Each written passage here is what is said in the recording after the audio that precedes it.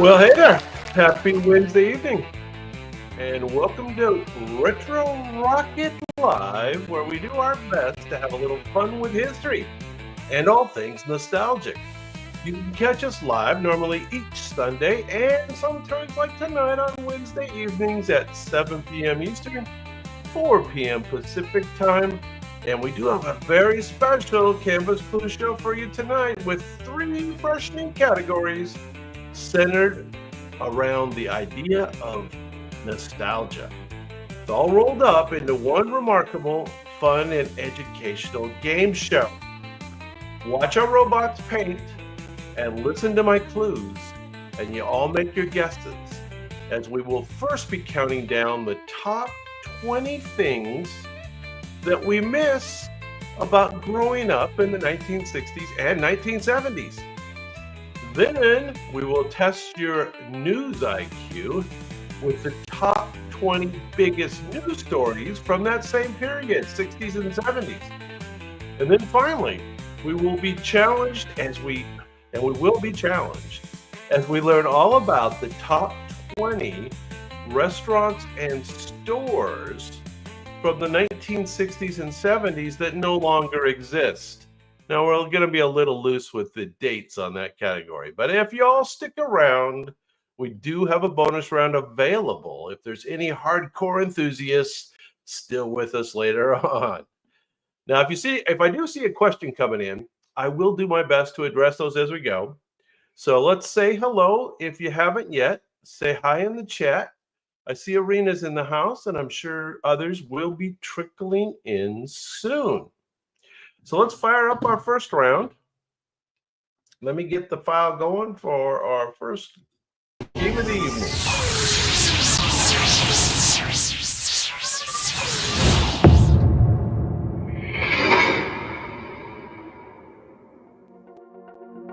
Okay, you know the rules. Robots paint, you guess, and I do give some clues along the way.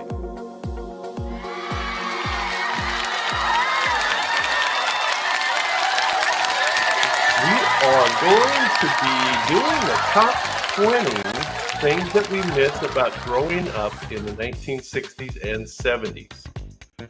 So look at the pictures, but also listen to my clues.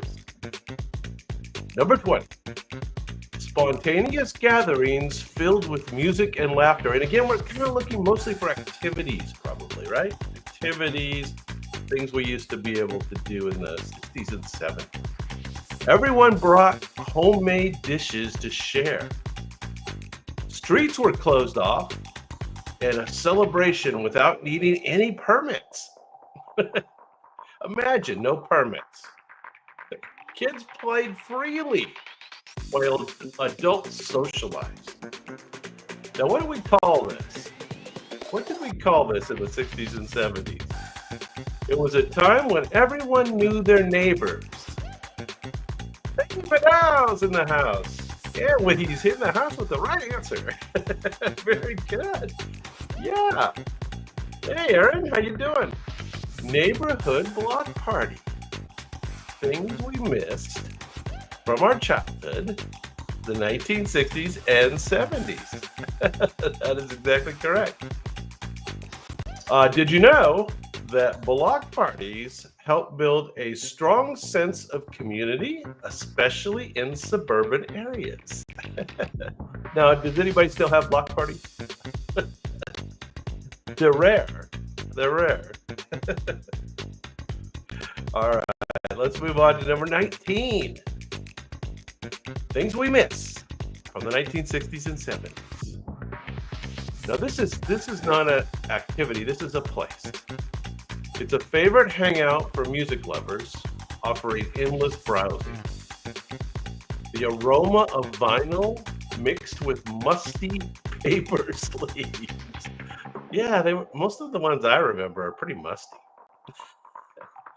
Finding rare imports and limited edition albums. Knowledgeable store owners recommending hidden gems. Who knows where this place is? Yeah, that's right, Vidal. You're good at this, remembering from the 60s and 70s. Hey, Aaron's got it too. Very good. Very good. A social hub where you might hear your next favorite song. There you go. The old record stores. Some record stores even hosted in-store performances by local bands. Now, do you remember that? We actually had one, oh, in Cedar City, Utah, when we lived up there. There was an old throwback store that tried to be just like the stores from the 60s. And they did all those things. Yeah, the clues are these are going to be kind of easy with the clues, but that's all right. We don't mind an easy category now and again. All right, number 18. Favorite activity. Waking up early to secure the best spot on the floor. Cereal bowls in hand, kids immerse themselves in animated adventures. It was a special TV block just for kids. No adults allowed. Shows like Scooby-Doo and the Jetsons brought families together. Yeah, okay. Aaron, you had it, but I like Madow's answer a little better. That Saturday morning cartoon block was the thing, right? We all look forward to that. The one time you didn't have to rush through breakfast. You just ate it, watching TV.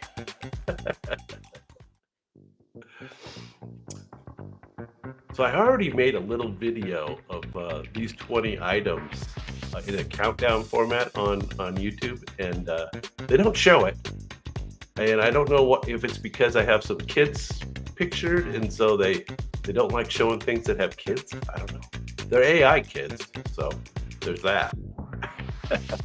The tradition of Saturday morning cartoons faded as cable TV became more widespread. Too many choices, I guess, huh? I guess that's the reason. I don't know. Number 17. Now, these are things, and it's a two-part answer. There's an object, and then kind of like a weird function. Waiting patiently for the dial tone to return to position after each number. Shared lines meant eavesdropping was all too common. Conversation stretched as far as the coiled cord allowed. The satisfying click-click sound while dialing. Memorizing numbers instead of relying on contact lists. So that's different, right? You had to have it written down somewhere. Anyway, what is that thing? What is that thing called? Yeah, that now has it. And then, so that's a rotary phone. And then I don't know if you remember the phone lines. What was it that was unique about most phone lines back then? Not all, but most.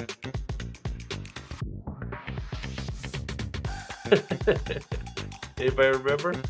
Something very unique, and it seems kind of weird now, although it's kind of like a YouTube chat room, I guess. Yeah, that's right, Aaron. That's right. Rotary phones and party lines. Those were fun things we remember. Rotary phones remain in use in some areas. Oh, they remained in use well into the 1980s, into the 80s. Anyway, yeah, it was weird, right? How far you went, that's the number. Weird. Anyway, this is an activity. Young collectors were fascinated by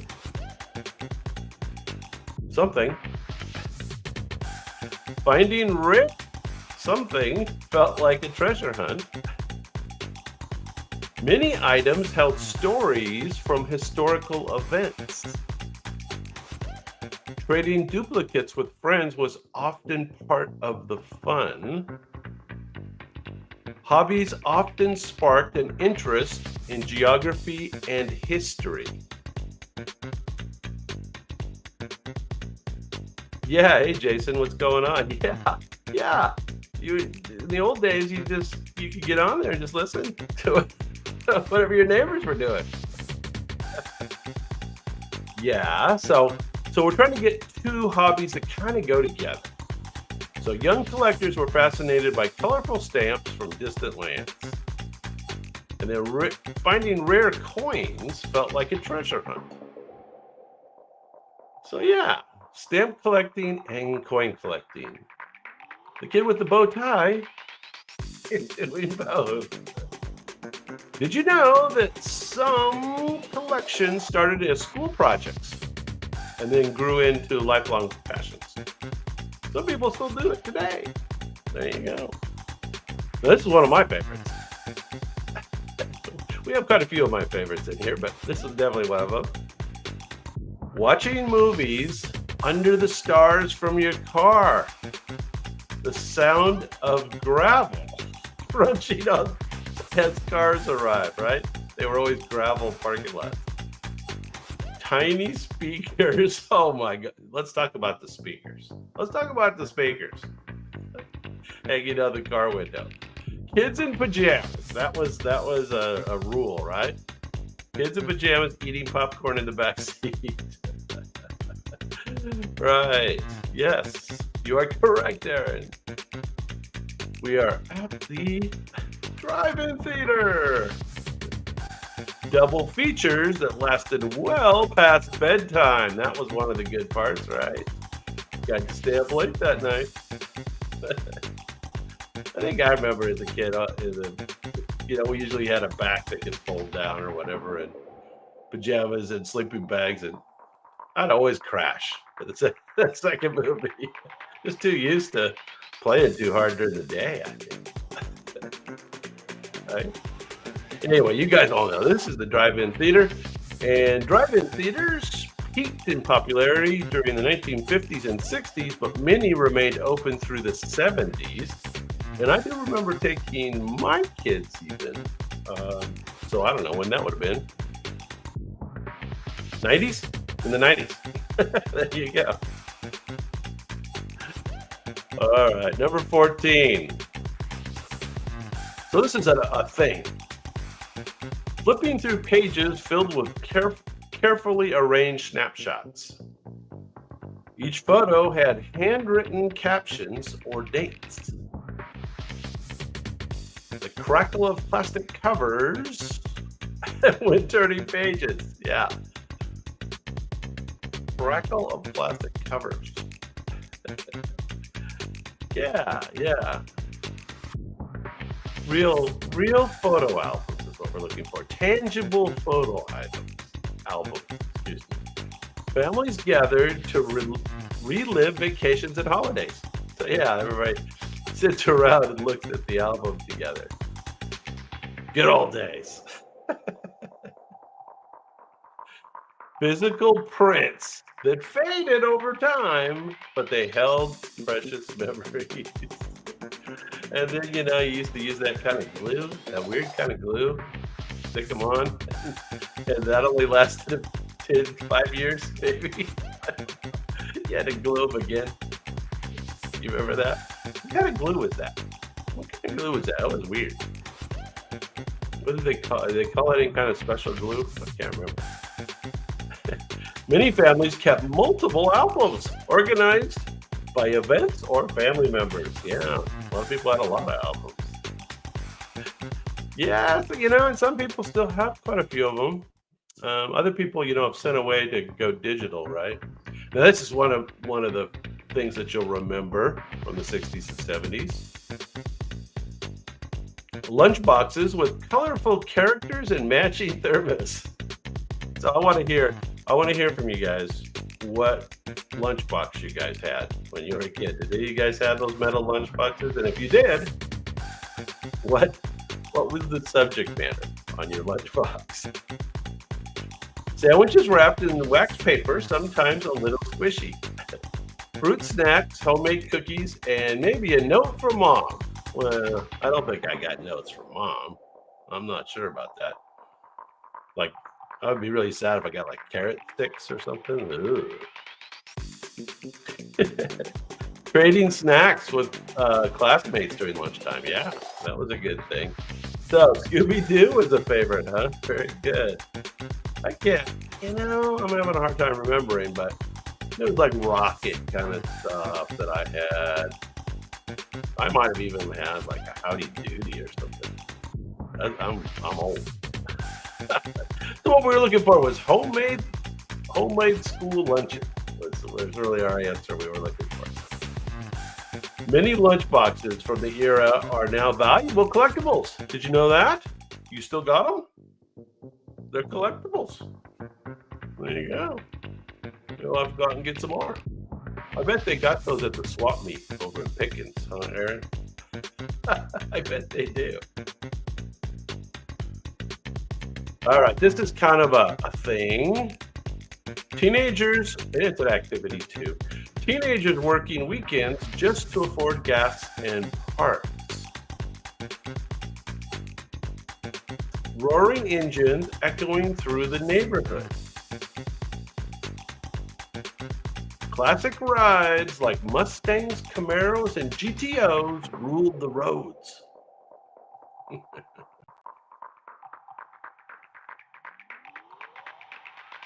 Car shows and cruise nights were a major social event. So I'm kind of looking for the cultural thing and the broad name of the type of car. That's what I'm really looking for. Custom paint jobs, chrome detailing, and loud exhaust were prized. Yeah, cruising's good, and hot rod. Really, those are almost the two answers. Hey, Marcos, what's going on? Good to see you. We are doing, in case you didn't know, we're reliving our childhoods through questions. The answer I'm looking for is car culture and muscle cars. Yeah, so you got it exactly, Eric.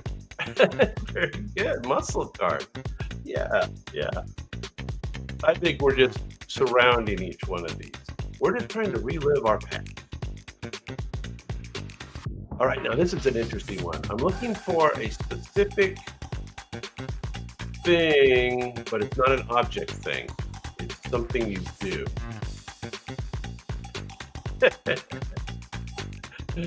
All right. Songs played in your honor felt extra special. Romantic shout-outs and birthday wishes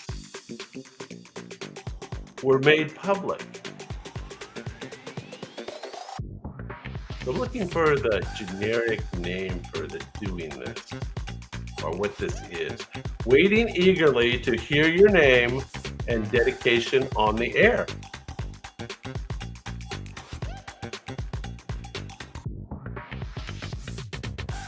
Yeah, hey, Erwin, what's going on? Up next, good to see you. Yeah, that's pretty much, I'm looking for something specific though. So what is this thing that you do? What do they call that thing? Yeah, Aaron's all over it. Okay, between the two of you, I don't need to be so picky, do I? The thrills of hearing a personal message broadcast to the whole town. So this, what the robots would like us to say is radio dedications.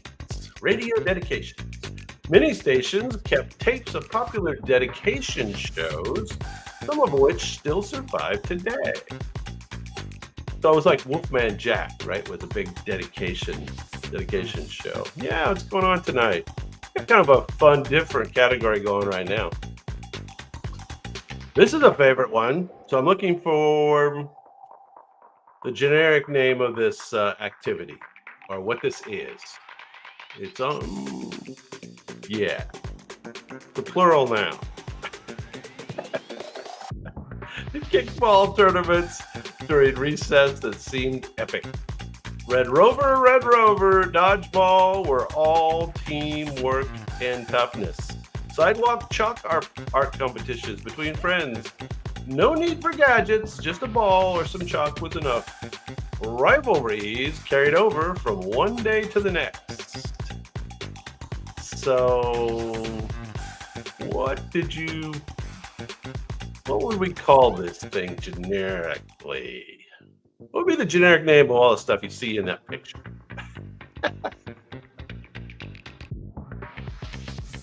What are they? Yeah, okay. I that's close enough here. The robots are looking for schoolyard games. Schoolyard games and playground games is certainly close enough. Some of these classic games are still taught in physical education classes today. And yeah, so that's something that was different, right? In our childhood, well, all these things, if you were to add them all up, just imagine what a difference it is, right? It's amazing. Now, here's something very specific that most of us had to do. Now, this is if we're older. This is the original calculator for math class. It was before there were any electronics. Students took pride in mastering complex equations manually. Complex equations. A true symbol of being academically inclined. If you could use this thing, you were going places. Teachers often gave demonstrations of how to use it, if they knew how to use it. Oh, Erwin, you're really old. Actually, I do remember them teaching us how to use an abacus because it was actually easier to use than this thing. Engineers and scientists relied on, no, not a protractor. Protractors were very valuable in my studies in the beginning of drafting in architecture. Manual drafting. Hey, what's up? Good to see you. Always doing. There you go. That's the answer I was looking for, Aaron. You gotta learn how to use a slide. Engineers and scientists relied on slide rules well into the 1970s. And then what? Texas Instruments and HP started making those damn calculators with the functions in them. All right, I'm looking for a thing here. Instant gratification in a world before digital photos. This was like a shocking thing that you didn't have to send it in and wait 2 weeks. Shaking the picture as it developed in your hand. You could capture candid moments at parties and family gatherings. There you go. Yeah, you guys all know. Did you have one? Who? Raise your hand. Raise your hand if you had a Polaroid camera. Faded colors and slightly blurred edges added to their charm. Yeah, they had a certain color signature, didn't they? The iconic white border. Yes, the white border became part of the aesthetic. Yeah. Did you guys have one? I did later on. You know, there was a period they had them around for 10 years, let's say, and then all of a sudden they made some cheaper ones that kids could have and stuff. And I had one of those. I don't know what year that was, but eventually I had one of those. Alex, what's going on, man? Good to see you.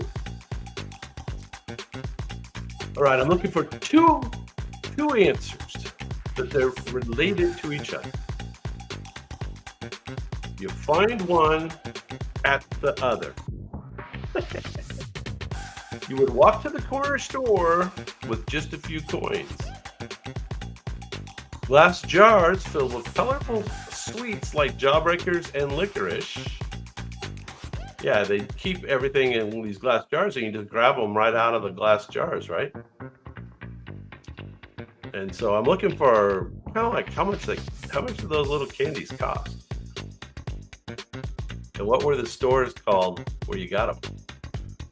Chatting with the shop owner while picking out treats. A simple pleasure that felt like a big adventure. Tetro! What's going on, man? And that little guy could be like the little guy. This is like in the 1960s. Yeah, the dime store, the nickel and dime, or how about penny candy? Because that's what they cost, right? 1 penny per candy. And some of the stores were called soda fountains, or they had, if they were a dime store, they'd have a soda fountain in the store, right? Over in the side or corner. Some old-fashioned soda fountains are still operating as nostalgic cafes today. There you go. We're down to number 6.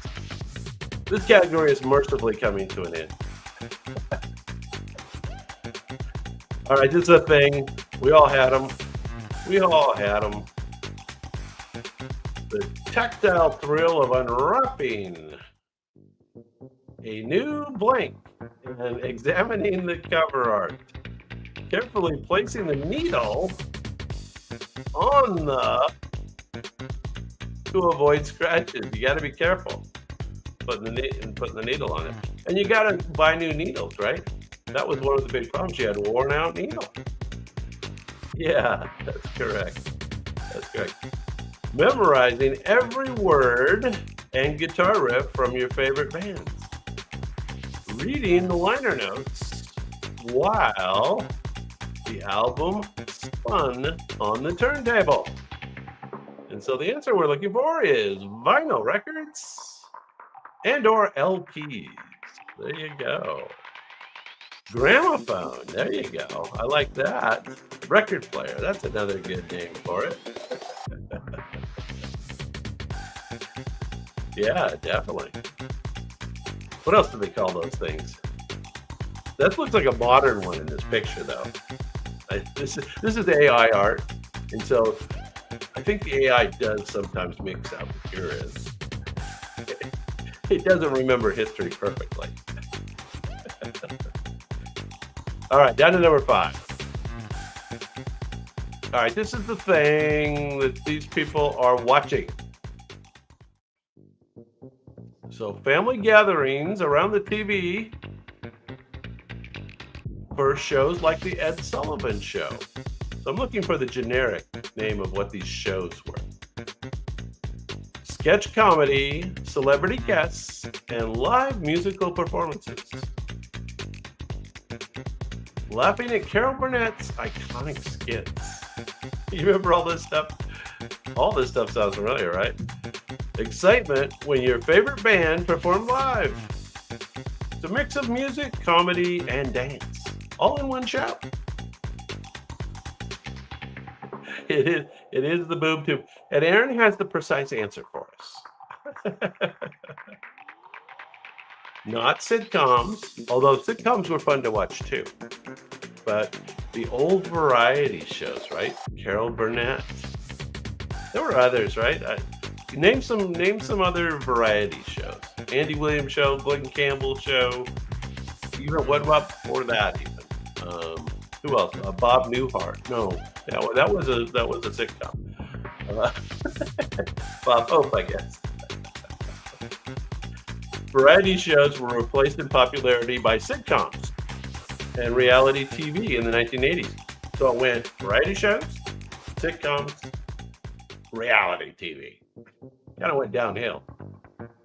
That's Brothers. Sonny and Cher. Exactly right. Okay, now this is maybe one of my favorite ones.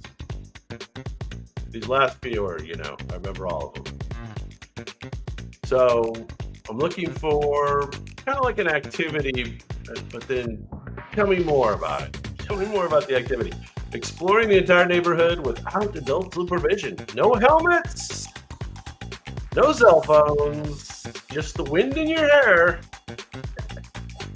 Racing friends to the park or the corner store. Fixing flat tires with a patch kit. Oh, that was always a tough deal. Getting back home just as the street lights came on. Now, do you remember that? So what is this activity? Yeah, and the robots like to say riding bikes everywhere, which was true, right? You were no limits. Just, and as you got braver, you go a little further. You got a bike. Depends on how many kids there were too, right? And everybody ride the bike and then throw them on the ground, Or if they had a kickstand. Some people had kickstands back then, right? Kickstands were not uncool until later. It's like during the 80s or something, you couldn't do any or 70s, you couldn't do kickstands, but in the 60s, you could do kickstands. All right, this is an activity. You would pack the station wagon with coolers, blankets, and board games. And this is a specific season activity. Windows down, singing along to the radio. You would, what are some of the activities that you would do to kill time inside the car? I'd like to know that. What kind of games would you play?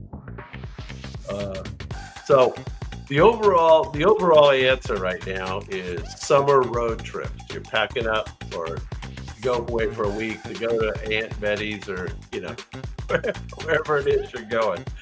And what are the different games you would play when you were in the car with brother, sister, whoever, mom, dad? What would they sing along? That's one game you'd play. What else? Any other games? What do you remember doing, the activities? Besides like slugging your sister in the arm. That doesn't count. Yeah, a punch buggy, right? Right. Was that when you saw a Volkswagen? 20 questions. That's a good one. Yeah. You remember something called I Spy? Remember something called I Spy? I Spy this, I Spy that. Anyway. Road trips became more common as the U.S. highway system expanded in the 50s and 60s. There you go. Okay, here's another activity that's pretty similar. Good-natured competition, leading to plenty of laughter.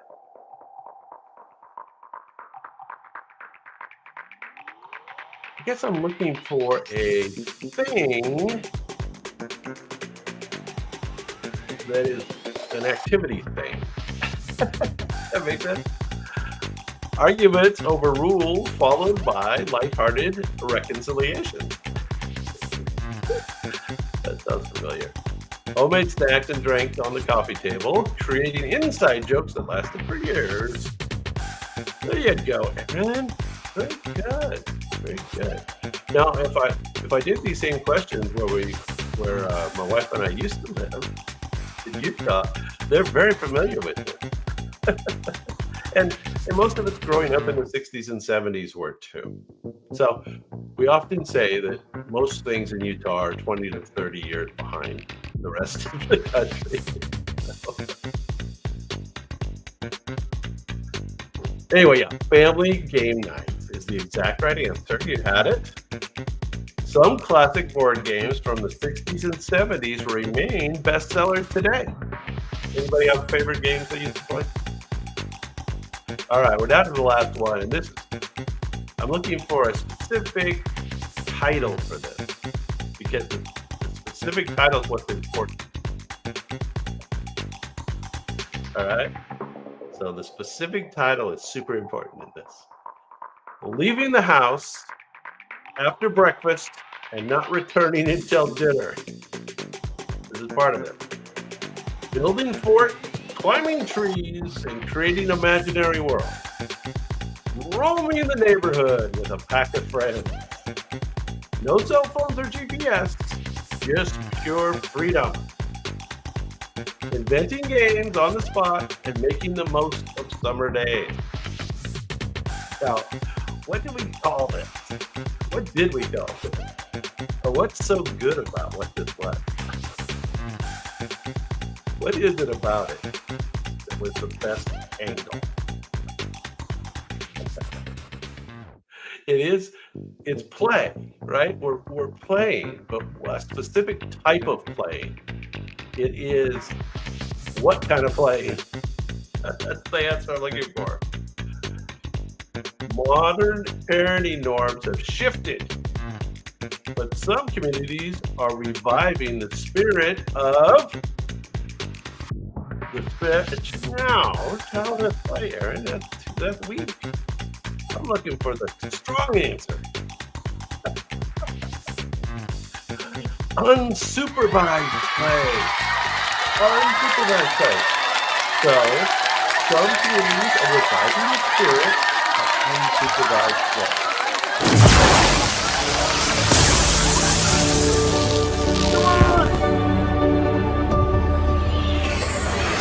What's going on, man? Well, so that was a little bit different, but yeah, still kind of fun.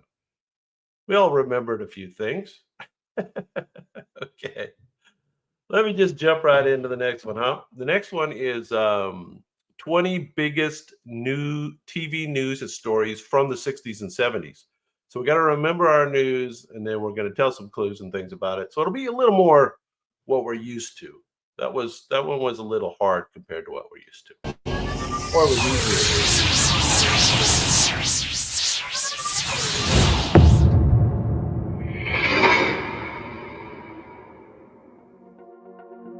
All right, you know the rules. Robots paint. You guys guess. I give the clues.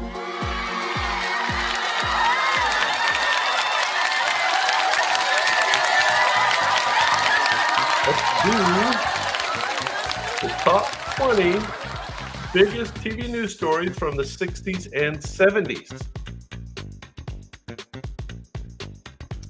So the first one is a gathering of nearly 500,000 young people seeking peace and music. Legendary performances from Jimi Hendrix, Janis Joplin, and more. But we're doing top 20 news stories, so it was newsworthy. Something that was newsworthy. Symbolized the counterculture movement in the late 1960s. Very good. You're all getting it. I think Aaron had it first. Aaron, Stewart, Erwin, Maddow. The largest music festival of its time, broadcast to millions. Woodstock Festival. Who knows the year? Anybody got the year? Who knows the year of Woodstock? Despite the chaos, Woodstock became a symbol of peace and harmony. There you go. That looked miserable though, right? The rain. The rain right in the middle of, what was it, 4 days or something, or 4 or 5 days. It rained like heck one of the days. Made it a giant mud pit. No, it's later than 1963. Later than, yeah, there you go, Stuart. Stuart has it, 1969. 1969. Big story, though. Number 19. Now, this was a big story. Interesting one. A tragedy that unfolded live during an international sporting event. Palestinian terrorists took Israeli athletes hostage. A failed rescue attempt led to the deaths of 11 athletes. It sparked debates about security at global events. So, who remembers the subject of the story? It shocked the world and marked a grim day in Olympic history.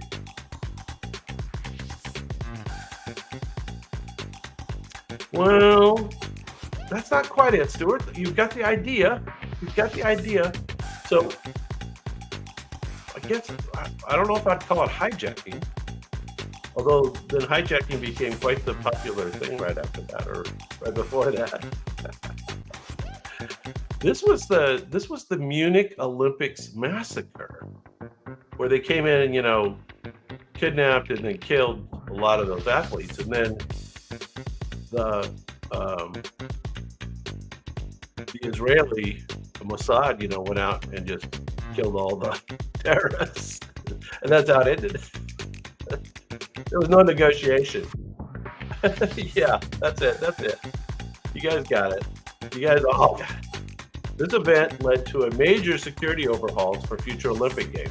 Yeah, I bet. A little wake up call. All right, now this picture indicates the end of the event, but this was an event that unfolded over about a week's time. The world held its breath as astronauts faced a life threatening situation. An onboard explosion crippled the spacecraft en route to the moon.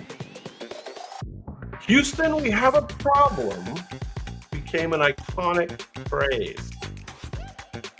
The mission's focus shifted from landing to survival. Yes, it did. Yes, it did. Correct, Erwin. You are correct. Who knows what year that was? So we know that Apollo 11 was 1969.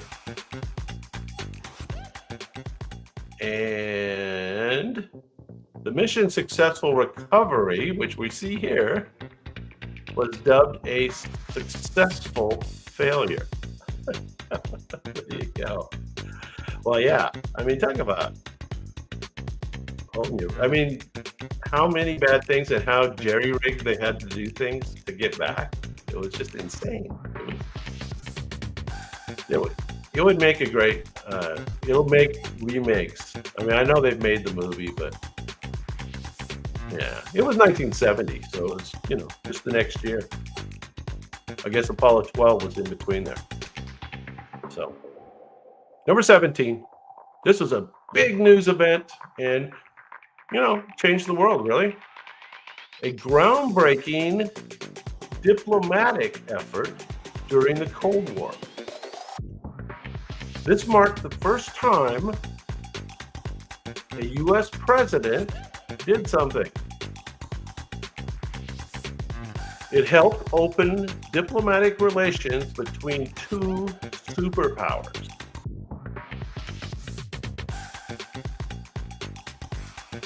Nixon met with someone.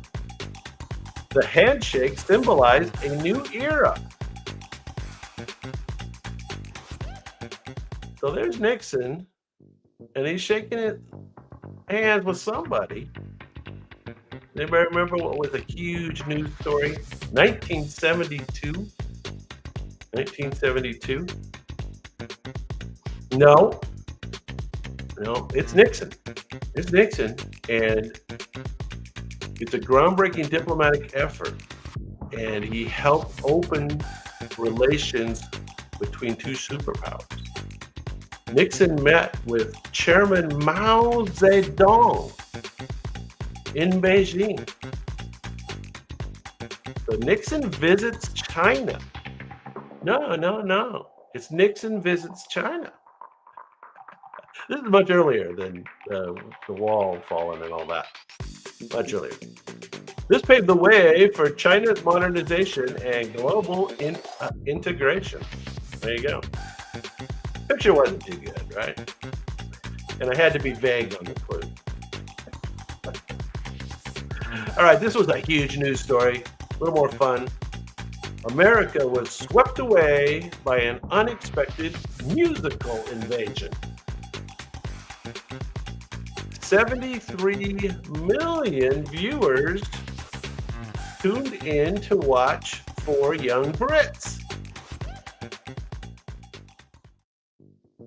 Screaming fans marked the birth of something. The performances changed the landscape of pop music in the U.S.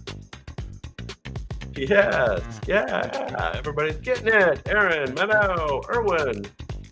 What do they call it? Okay, what show specifically was this on?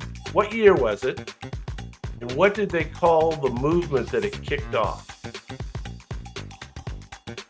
Songs like I Want to Hold Your Hand were performed this evening.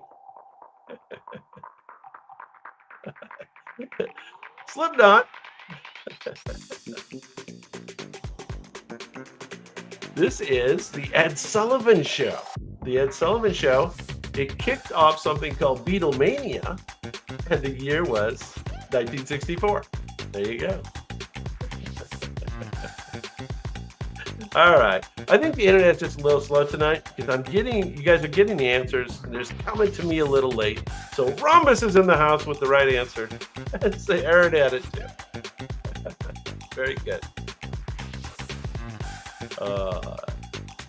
Very good. I think Erwin had the original answer too. All right, this was a big event. News story. A tragic clash between students and National Guardsmen. Protests against the Vietnam War escalated to deadly violence.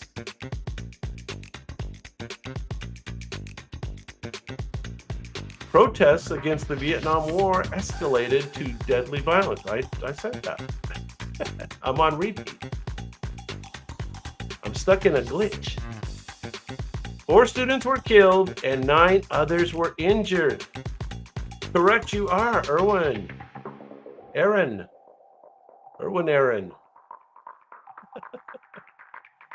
The iconic photo of a student grieving over a fallen friend shocked the nation. So yeah, this is the super famous photo, right?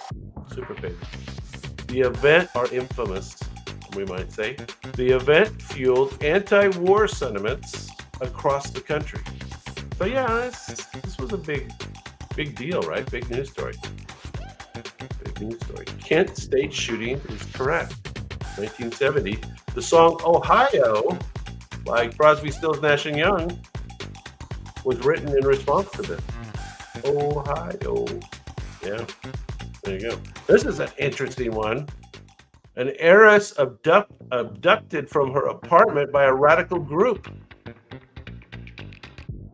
Shockingly, she later participated in a bank robbery with her captives. The transformation from victim to militant puzzled the public.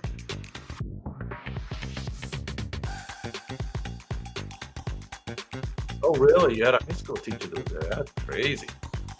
You guys remember this story? Crazy story.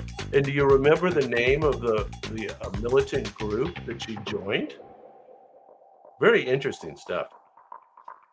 The eventual trial raised questions about brainwashing and coercion. Patty Hearst is the correct name, and so the whole story, unwound over 2 years, 1974, 1975. She was eventually,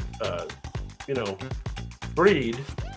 They got her, but then they arrested her, right? Yeah, Stockholm's Symbionese Liberation Army. That was what that symbol was. Keep that in mind. Now, even worse. I think that's weird or worse. A charismatic cult leader led his followers to South America. Congressman Leo Ryan was killed while investigating the cult. Over 900 people died. Correct, Erwin. Tell me about it. What's the name of the event, basically? And what happened? What did they do? It's kind of weird, right? Yeah, there you go, Beto. Ed Stewart, you got the other part. So between the team, we have all the answers. Jonestown Massacre, it was in 1978. And murder-suicide by drinking poisoned Kool-Aid. Oh my gosh. There you go. Kind of a gruesome picture robots got me going with there. Yeah, not good. Not good. That was a big story, though. No doubt. All right, number 12. So this one's a little more cerebral. Political corruption that shook the highest office in the United States. The break-in at a Democratic National Committee headquarters started it.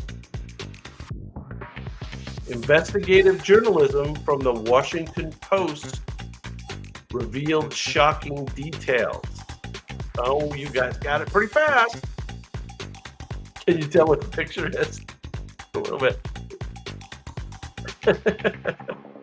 President Nixon eventually resigned, becoming the first U.S. president to do so. So this picture is the televised Senate hearings of the Watergate scandal. And the scandal led to greater transparency in government and journalism. I don't think so. I don't think that happened. I think the robots are wrong. Yeah, the Watergate scandal is the correct answer. It was from 1972 to 1974. And I disagree that the scandal led to greater transparency in government and journalism. Strongly disagree. Anyway, that was number 10.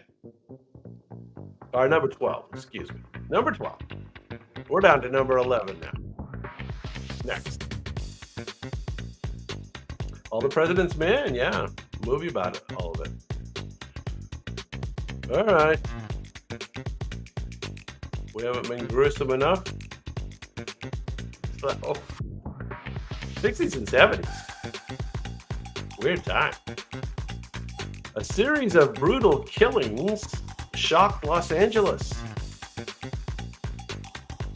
The victims included actress Sharon Tate and several others.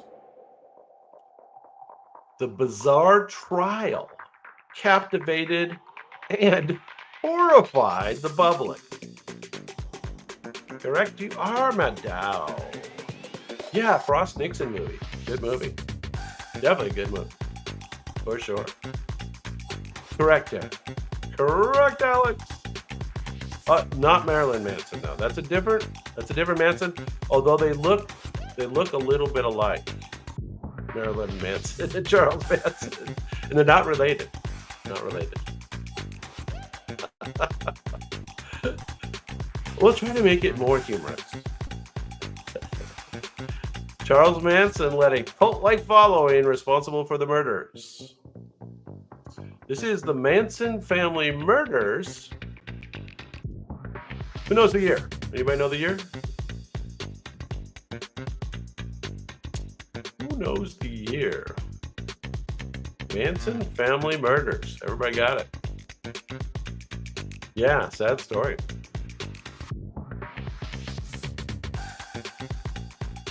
All right, next up. This one's going to be a little harder because the robot's picture is terrible. Telling you ahead of time. Little warning label. The year was 1969, incidentally, for the Manson murders. There you go. A lot of things happened in 69. A lot of things. A lot of big stories. Yeah. Anyway, a major political event overshadowed by violent confrontations. Anti-Vietnam War protesters clashed with police outside the convention hall. The violence was broadcast live, shocking the nation. The phrase "the whole world is watching" became synonymous with this event. That's not familiar at all? The protests reflected the turmoil and division of the 1968 America. Hey, Tetro. Check it in.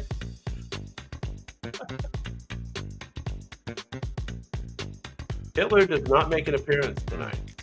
YouTube hates when I use Hitler. I don't know why. No, not good. Good guess, though. Tiananmen Square. No. Anti-Vietnam protesters clashed with police outside the convention hall. Yeah, okay. Well, yeah. Aaron, correct. But it was a specific one. It was the Chicago Democratic National Convention protest where all hell broke loose. All right, another big event. Number 9. The king of rock and roll passed away at his Graceland home.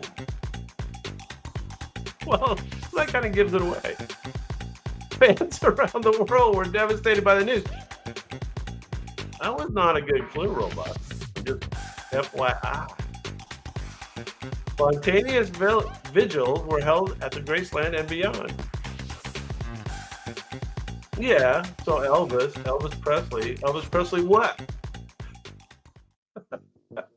Come on, give me something. There you go, Stuart. Oh, and Irwin beat Stewart by a whisker. Elvis remains one of the most iconic musical figures in history. You guys should know by now. You got to be more specific. More Pacific. Elvis's legacy lives on with millions of visitors to Graceland each year. Who knows the year?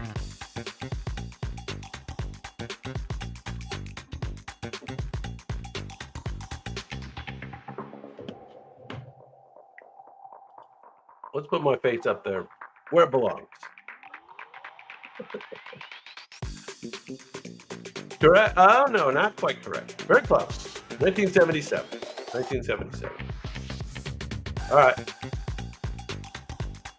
Known as the first televised war due to extensive coverage, graphic images of combat and civilian casualties reached living rooms.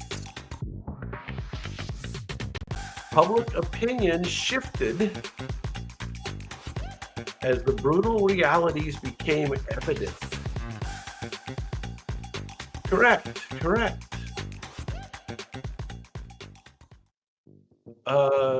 No, Korean War was over by now. Fortunately, well, if we're going to stick in the 60s and 70s. Coverage ended with the chaotic fall of Saigon in 1975. Protests and anti-war movements gained momentum. The vivid news footage played a key role in shaping public perception of the war. So yeah, this was the first time first time because nobody had TVs before, but they showed news coverage, every night on your living room TV. And so, it'd be hard to support the war. It'd be hard for a public at large to support a war being shown every night on their television at home. More coverage. There you go. All right, this is an event. This is a little cleaner event. Not cleaner, though. It was a bad event. The civil rights leader was shot on a balcony in Memphis. News of his death sparked riots and mourning nationwide. Dr. King had been advocating for economic justice and labor rights. There you go. But Dr. Martin Luther King, what? What was the news story? There you go. Rhombus knows how the game's played. Rhombus has played this game before. His legacy of nonviolent resistance continues to inspire. The assassination marked a turning point in the civil rights movement. So he was definitely a martyr, unfortunately. The correct answer is Martin Luther King Jr. assassination. Who knows the year?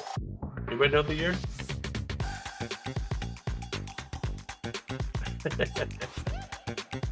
Very succinct. Very succinct.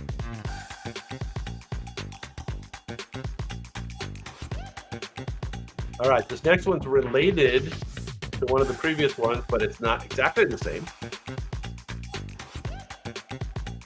The Watergate scandal led to overwhelming pressure from Congress. Okay. Vice President Gerald Ford took the oath of office shortly afterward. That's a pretty good clue. The phrase, "I am not a crook, I am not a crook," became infamous. I am not a crook.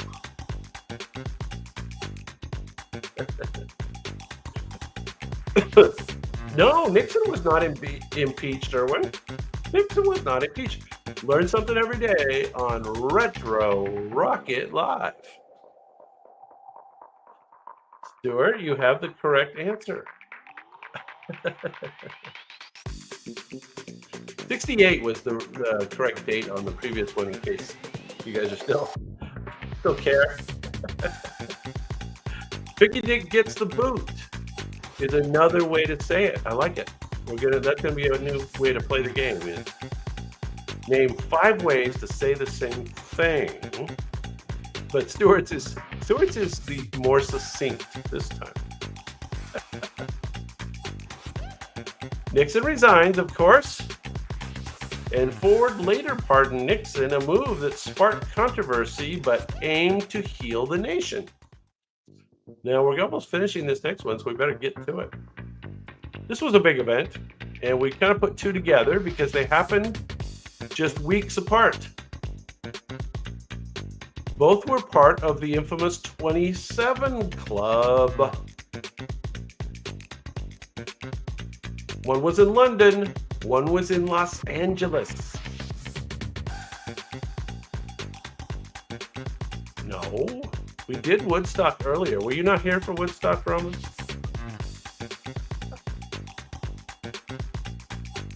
'27 Club, 2 weeks apart. Their music symbolized the counterculture of freedom of the 60s. Fans mourned the loss of these revolutionary artists. I think Stuart had it first, but everybody's being very succinct now. Good. The death of Jimi Hendrix and Janis Joplin, both during the year 1970, and just weeks apart. One in London, one in Los Angeles. Which one was which? Which one was which? Hendrix and Joplin's deaths marked the end of an era, the era of psychedelic rock. I don't think that's true either, robots. I do not think that's totally true. All right, big event. Number 4 was the bullet, so to speak. Just after winning the California Democratic primary, tragedy struck.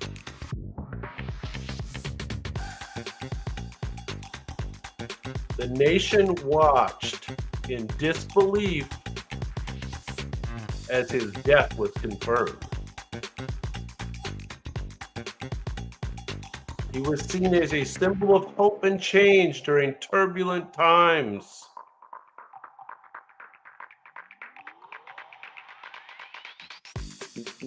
Just after winning the California Democratic primary.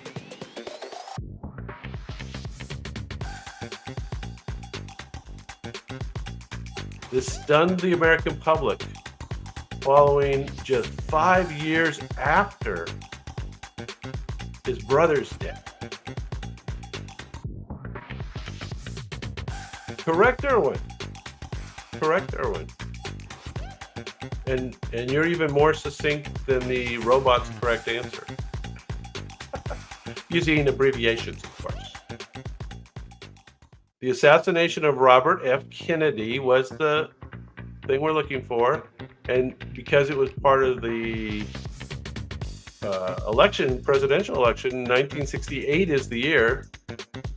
RFK's funeral train from New York to Washington, D.C. was lined with thousands of mourners.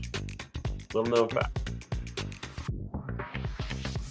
All right, this one's a little more offbeat, but it certainly was a huge story and really a weird situation. This is the first mass shooting covered live on American television. A gunman opened fire from a university tower, killing 16 and wounding dozens. Police and civilians alike worked to stop the shooter. The tragedy shocked a nation unaccustomed to such violence.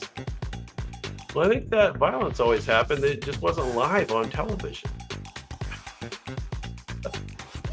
This was weird. I'm thinking I kind of remember this as a kid, with this coming on TV and it just being like, oh my gosh, what do you do in this situation?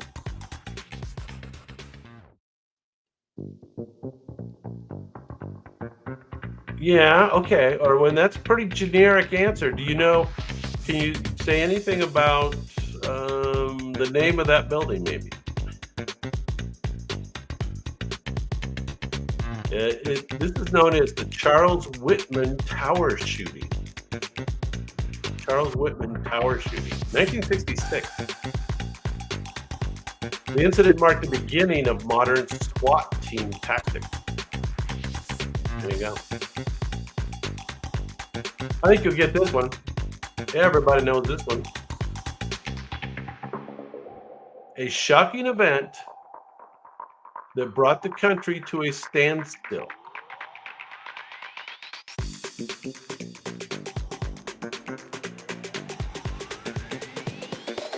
Lee Harvey Oswald was arrested, but then killed before trial. Correct you are, madam. Correct you are. President Kennedy was shot while riding in a motorcade in Dallas, Texas. You guys familiar with all the files I just released?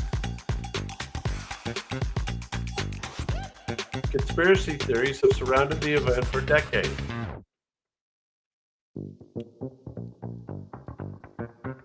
Walter Cronkite's emotional announcement of JFK's death became a defining moment in news broadcasting. Yeah. There's a lot of weird stuff. And the interesting thing about those files, I think, is that it actually shed light on a lot of other stuff that our buddies in the CIA have been pulling for years. So anyway, I guess we'd have to read all 80,000 pages to understand it fully. All right, the number one news event of the 1960s and 70s was humanity's greatest leap forward, and it was watched by millions worldwide. The phrase, one small step for man and one giant leap for mankind, became legendary. The American flag was placed on the moon, and it became a symbol of achievement. There you go. I like the way you guys typed all those. You're even more succinct, more complete than the robot. And once again, for kicks and giggles, everybody knows the year, right? What was the year? The moon landing broadcast inspired generations of scientists and dreamers. So yeah, the moon landing is the correct answer. The Apollo moon landing is even better. Neil Armstrong and Buzz Aldrin became global icons. And it was in 1969. That's correct. All right. Well, you guys can take it. You guys can know. But again, the overall theme for the evening is nostalgia.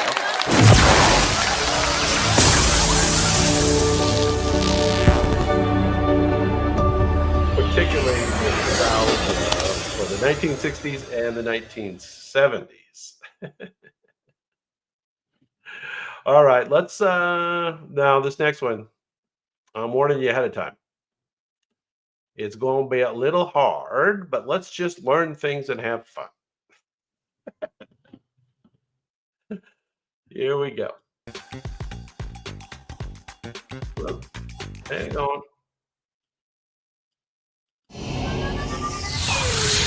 There we go. Now we're on track.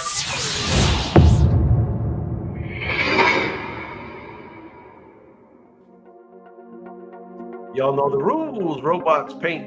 You guess. I give some clues along the way.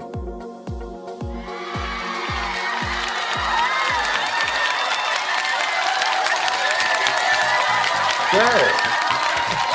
We are going to try to do the top 20 restaurant and stores, mostly from the 60s and 70s, that no longer exist. So their heyday was in the 60s and 70s, but they might have lasted a little longer than that for the most part. So let's see if you can remember any of these fine establishments. And if you can't, you can name something else. This place was known for the over-the-top ice cream sundaes that could feed a crowd. It had a famous dish that everybody ordered on their birthday. So you have to let me know. Birthday parties were loud, colorful, and unforgettable. Staff dressed in old-timey uniforms, adding to the festive atmosphere. Old-timey. Not Dave and Buster's. This is well before Dave and Buster's. This was when Dave and Buster were a twinkle in their father's eye. A family favorite that embraced pure dessert indulgence. Well, no, but this was a specific place. This is called Farrell's. Farrell's Ice Cream Parlor. Anybody remember? Yeah, Wonder Boy. Pretty good. And what was the famous dish called? Does anybody remember the famous dish?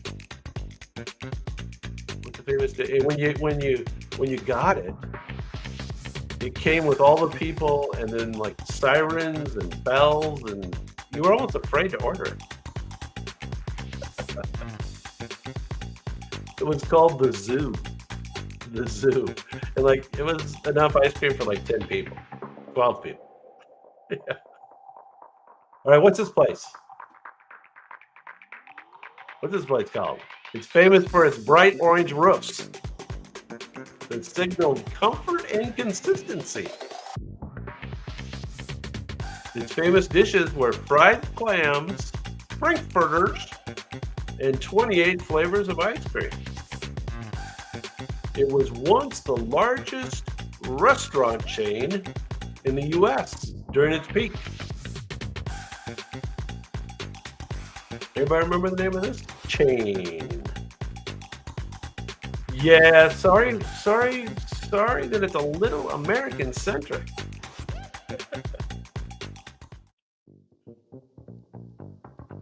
This brand became synonymous with American roadside dining. Anybody know the name of this? Pretty famous. Orange roofs. It was famous for road trips. Everybody would go. Yeah, Wonder Boy. You see? You got it. No problem. Easy. Howard Johnson's is correct. Howard Johnson's. They also then had hotels, right? Yeah, sorry it's a little American-centric here. This one's going to be a little hard that way. It's nostalgic for us. Me. This is part of a famous 5 and dime store chain. Known for classic comfort food like grilled cheese and milkshakes. A gathering spot for shoppers looking for a quick, affordable bite. The counters became icons of mid-century American life. So, this is a dime store chain that was the biggest in the U.S. at one time. And they were famous for having these lunch counters that you see here. And look, it's actually like 100 people long. It's almost like some of the gambling bars in Vegas these days. But people used to eat lunch here every day.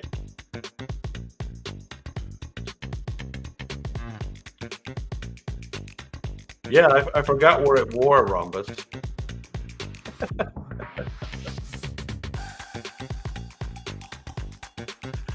Anyway, this is Woolworth's lunch counters, okay? Woolworth's lunch counters. This started all the way back in 1878. Yeah, just treat this as an educational thing, guys. You know, don't even try. I knew this was going to be tough. I knew it was a mistake. But you know me, I do it anyway. Number 17. Now let's get even more specific. This is a quirky California-based chain that blended crafts and home goods. And remember, it doesn't exist anymore. So that makes it a lot easier, right? It's known for its eclectic and bohemian vibe. The bohemian place. Do you have any stores like that? What are yours called? It offered unique imports, including handmade goods around the world. It had a treasure trove of those looking for something different. This is where you went for a gift if you wanted something different. Shopping there felt like stepping into an artsy bazaar. Well, so Pier 1 is a good guess, Aaron, because, you know, kind of like that.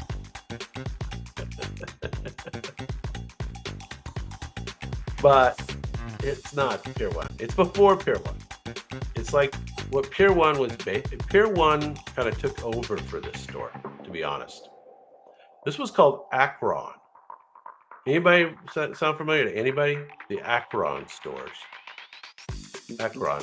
Yeah, Pier 1 kind of took over for Akron.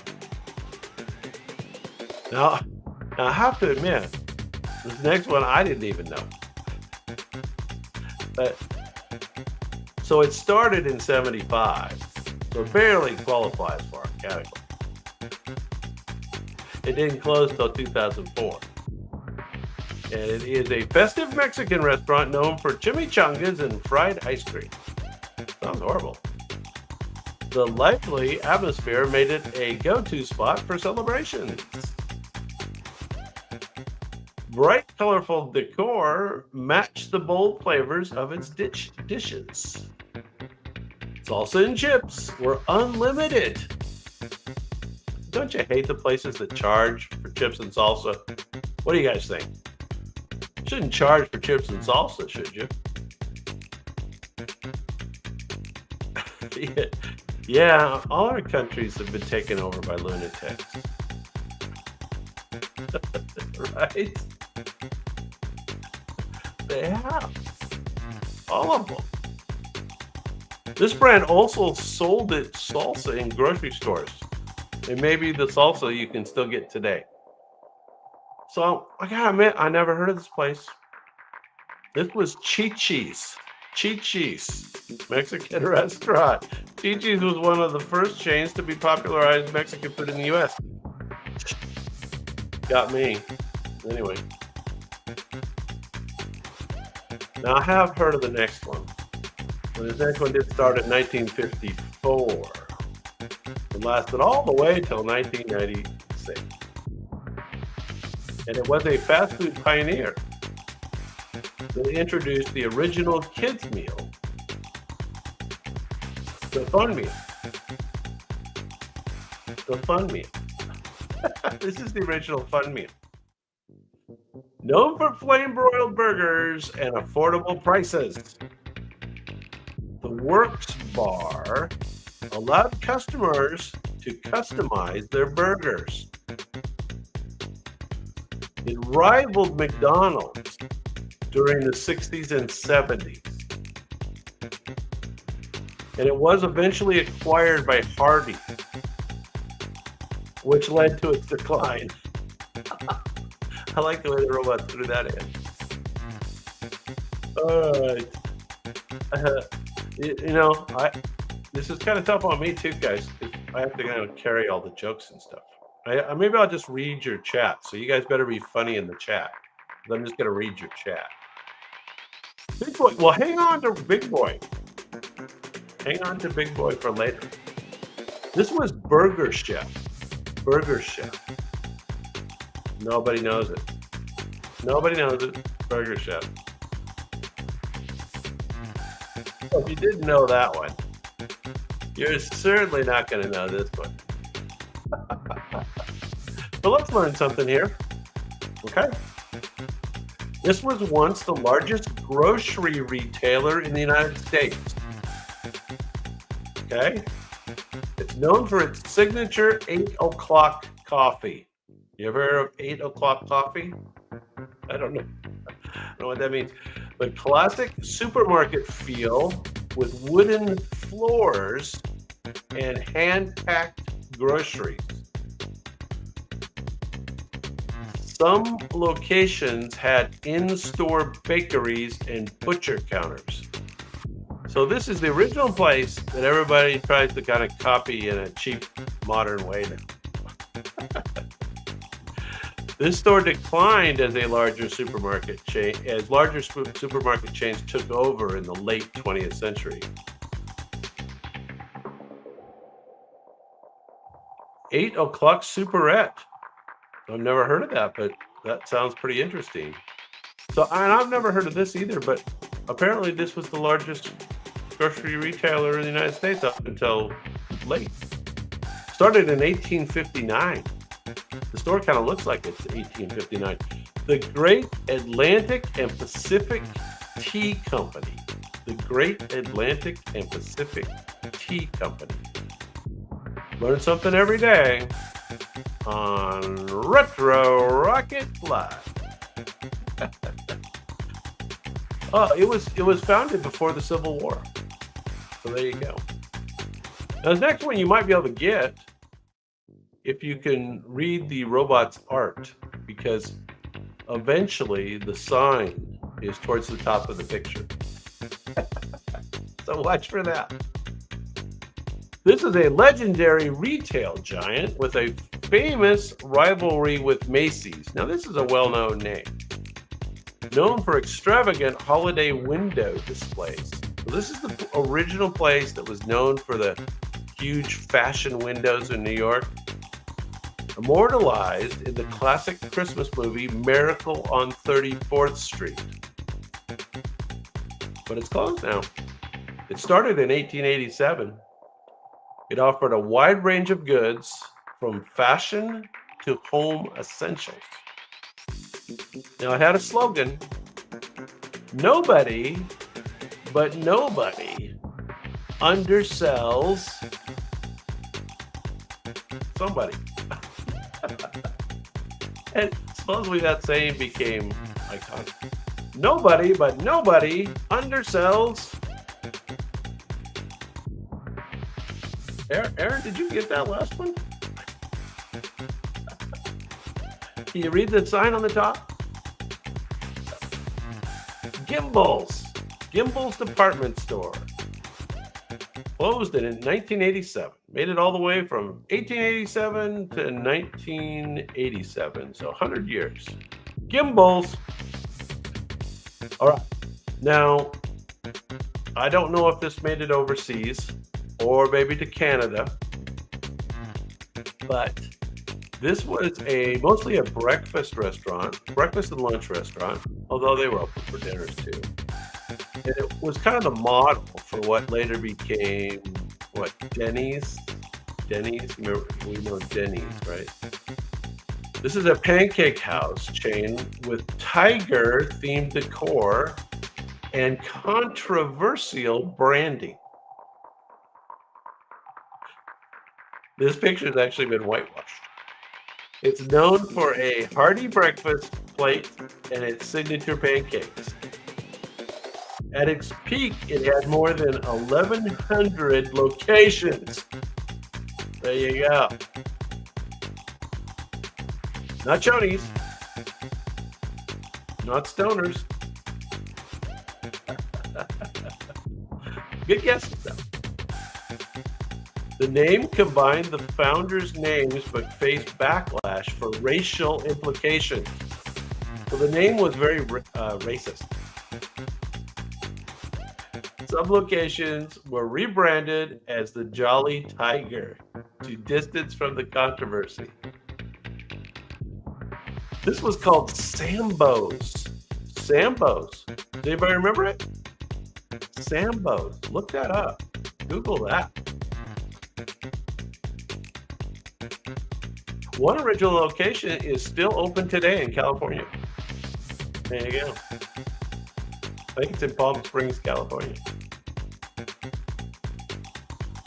I used to eat lunch there every day with my grandparents. This is a big U.S. department store. It ran from 1906 to 1976. It was a 5 and dime retail chain, popular in mid-century shopping malls. It sold a wide range of affordable products from clothing to housewares. And if you squint, you can read the name in the picture. Unfortunately, it did expand too rapidly, leading to financial struggles.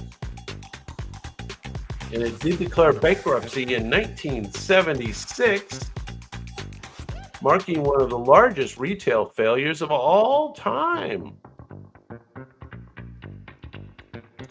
Walgreens is a good guess. It's very similar to a Walgreens. But this is like the predecessor. This is probably where Walgreens got its start. This is called W.T. Grant Company. W.T. Grant, 1906 to 1976. There you go. And this one's got a cute name, so keep that in mind. as we get into it. It was formed in 1965 and made it to 1984. And it was a quirky fast food chain specializing in hot dogs and tacos. How about that combo? Kind of like, so hot dogs and tacos remind me of when I was in Russia, especially around Moscow. The big thing is these little chains that specialize in, they have pizza, pretty normal pizza, but then they have sushi. And it's like a big thing to get sushi and pizza. And you eat the sushi and the pizza. And to the point where, like, every other fast food place is a sushi and pizza place. I don't know if you guys have ever experienced that. But this was, most of these locations were acquired by Taco Bell eventually. And it is known for its retro signage. Although I kind of hid it there on the left. You can't see the retro signage. So, hot dogs and tacos. You ready for the name? Pup and Taco. Pup and Taco. Pup, in quotes, taco. Pup and Taco. Learn something more every day. You're never going to get this one. But the clues are good. So here we go. This was 1963 to all the way to 2023. Only recently closed. COVID killed it off. This was founded by the Bonanza TV star Dan Blocker. You know, the big guy on Bonanza, Dan Blocker. This is his restaurant chain. Known for hearty steak dinners and all-you-can-eat salad bars.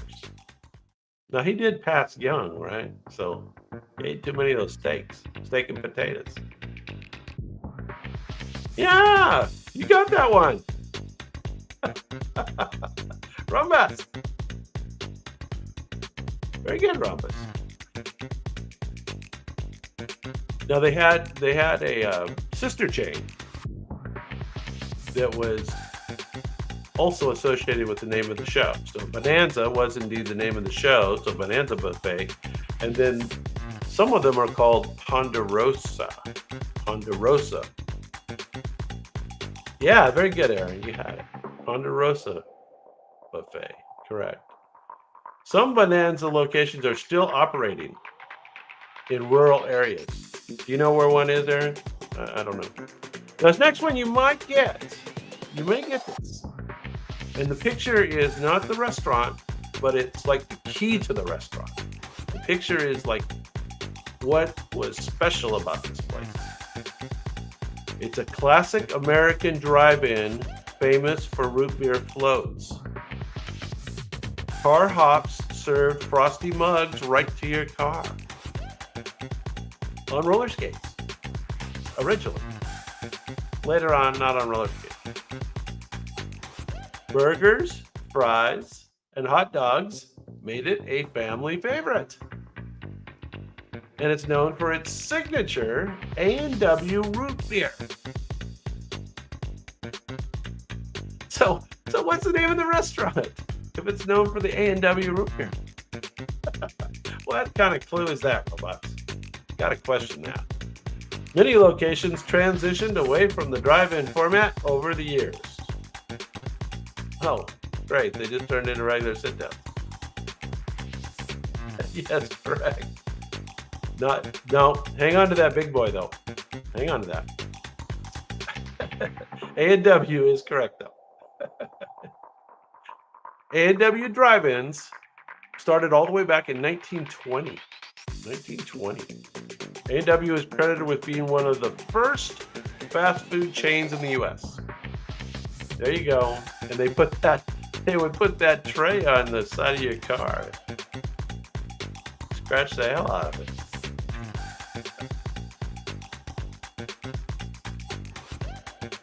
Oh, now the robots pulled the fast one on us here, Aaron. There's a Bonanza in Greenville still.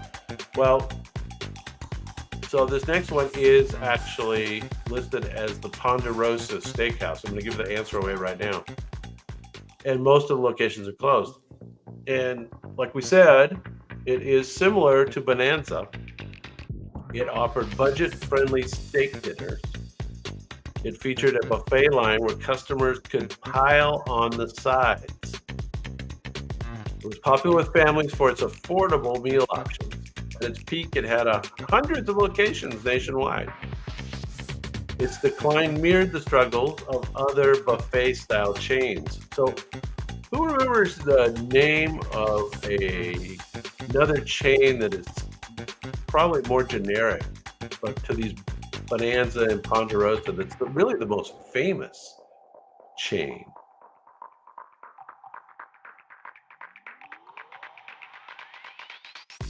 Yeah, don't worry about drunk drivers.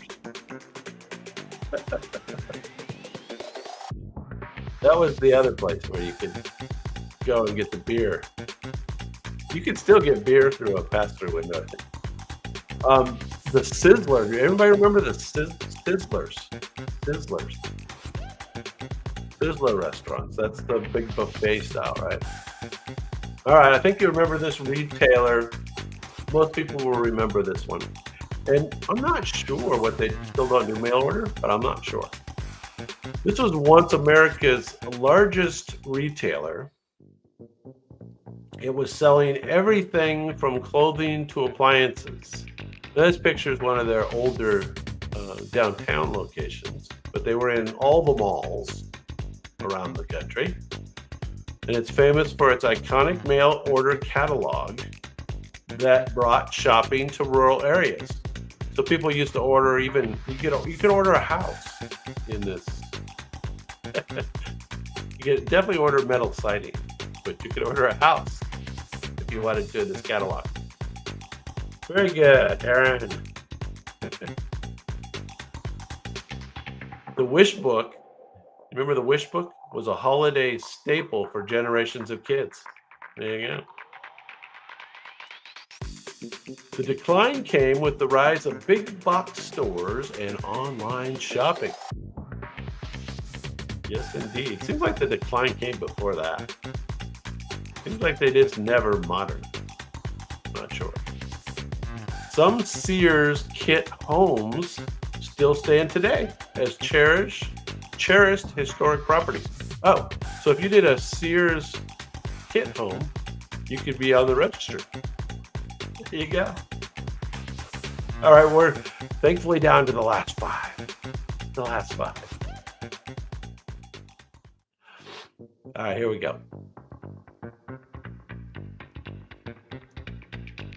I swear next week's going to be better. Sunday's going to be better. I swear.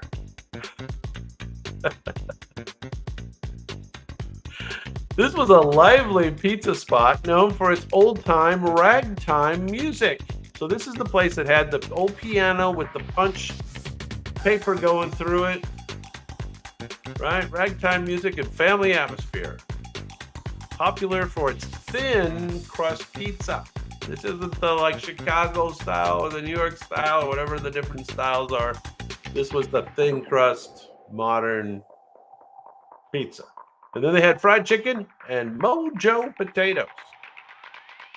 Birthday parties here often featured live music and arcade games. I think I've been to quite a few birthday parties at this establishment. And it is still open, but very few locations. While most locations have closed, a few still operate in the U.S. and abroad. This is open abroad.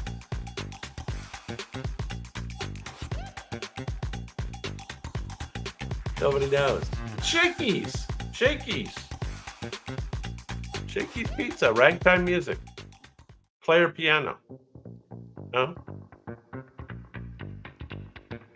All right, so I don't know why or how, but the robots have snuck in a place that was only opened in 1991, but only lasted until 2011. And this place has a famous singer's name associated with the name of the establishment. It's known for its wood-fired rotisserie chicken and comfort sides. Popularity surged after being featured in a famous Seinfeld episode. Well, so how'd that go for them? Its decor has a country charm with plenty of somebody's memorabilia. Very good, Stuart. All right, see? You can play this game. Wow. The decor had a country charm with plenty of Kinney's memorabilia. The last U.S. location closed, but it remains popular in Asia. It's still open in Asia. Do they have any in London? Kenny Rogers Roasters. Kenny Rogers Roasters is correct. They have a catchy jingle. You've got to know when to hold them. That played at the restaurant. There you go. All right, we're down to the last three. Let's see if you can read this sign. This is a vision test on this one. A discount department store chain that was originally from Woolworth. It sold a wide variety of products from fashion to houseware.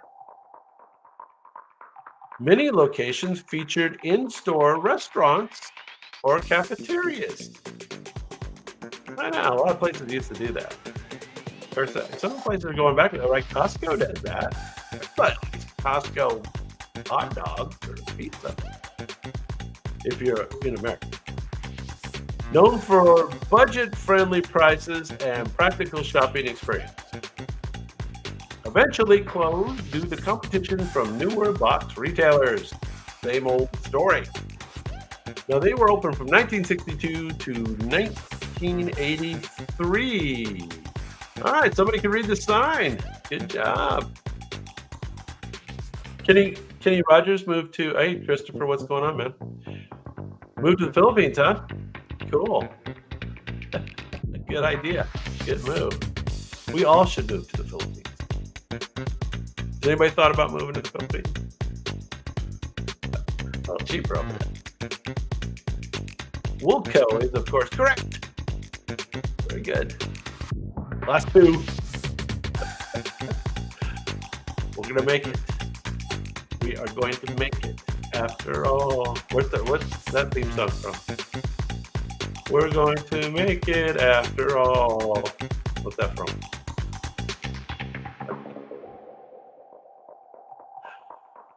All right. Who knows this one? A pioneer of mail order retail bringing goods to rural America. The Monkey Ward's catalog was a staple in many homes. It expanded into department stores that sold appliances, clothing, and more. Although it struggled to compete with modern retail giants and online shopping. Same story. Its bankruptcy marked the end of a retail era.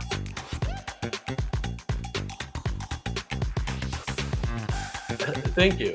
That was good singing, wasn't it? Why can't you get the jingle then if the singing's so good? I was singing the Mary Tyler Moore theme. Mary Tyler Moore. You're going to make it after all. No. This is Montgomery Ward. Montgomery Ward, Monkey Ward's catalog. All right, and you know what? You're gonna get the last one. So there's that. I don't even need to give you clues, and you're gonna get the last one. How's that? This is famous for its double-decker burger with a signature Big Boy sauce.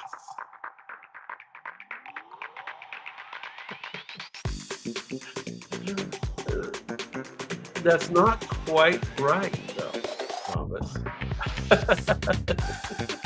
Not quite right. The iconic mascot, a chubby boy in red and white checkered overalls, became a pop cultural icon. Car hop service made it a popular spot for teens cruising on weekends. Now I don't remember car hops. Known for its diner-style decor and family-friendly atmosphere. Though the chain still exists, its heyday was undoubtedly the 60s and 70s.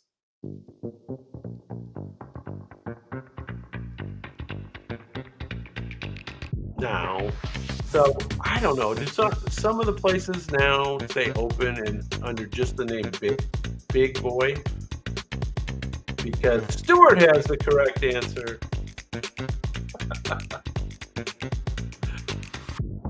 The original Big Boy statue became a collectible. Yeah, people used to steal. They'd go and somehow catch that thing from the ground. It's like a 8-foot tall Big Boy.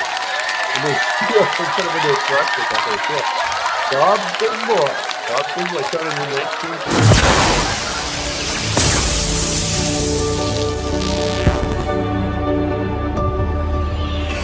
All right, well, I do apologize. Sometimes nostalgia's, a little hard. It's only nostalgia to some people. It's area centric. Region. It's regional. Nostalgia is regional. There you go. All right. So mercifully, that's the end of our regular scheduled program. You probably want to know what the bonus round would be, don't you? You don't want one of those same ones. Now, I do want to announce though, next week. Can we talk about next week before we do the bonus round? Oh well, wait a minute. Are we gonna do the bonus round? The bonus round is 20 stars of early Hollywood, the silent era. So it's silent era stars.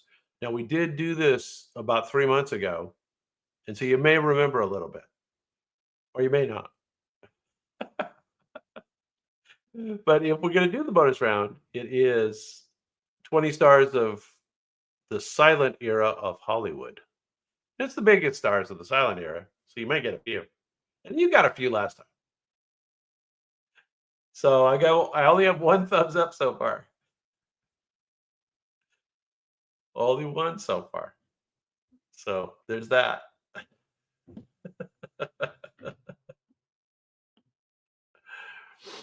No, we don't have to do it.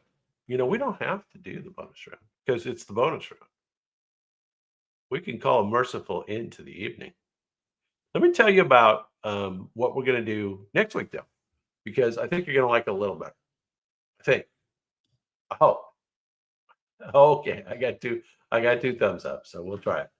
But next week I've already picked out, and you're going to like the first one. Top 20 Val Kilmer movies, right? So I did a little short video that I've got on my channel right now. And if you watch that, you're going to be more prepared for next week's or Sunday's top 20 Val Kilmer movies. And then I'm also going to do 20 battles that changed the world. So kind of a history, more of a military history kind of thing. And then on the nostalgia end, we're going to do the top 20 toys that spark creativity. And so those are worldwide things. Those are not American. None of those categories are super American centric. Val Kilmer movies are about the most American centric of the group. So hopefully those sound good to you. What do you think?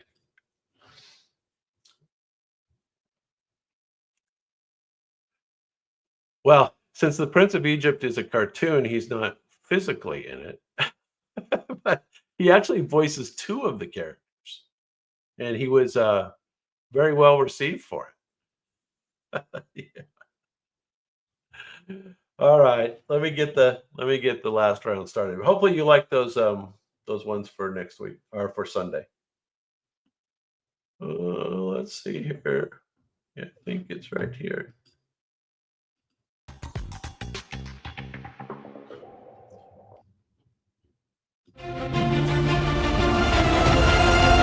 Here we go.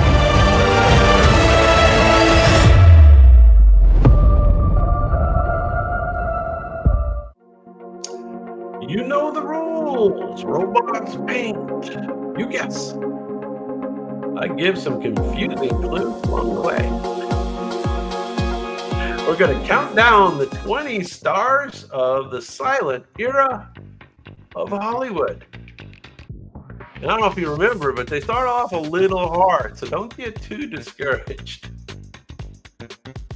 Have your Google handy or your AI assistant handy. See if you can get this guy. This actor was one of the first Asian matinee idols in Hollywood. He was known for his striking good looks and reserved demeanor. His role in The Cheat 1915, Google that real quick, The Cheat, made him an international sensation.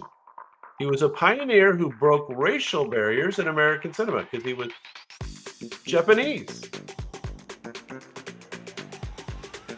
His success paved the way for future Asian actors in Hollywood.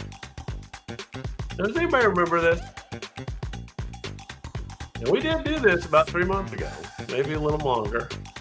I can't remember, something like that. This guy was born in 1889. He's an old guy, and he lived all the way till 1973.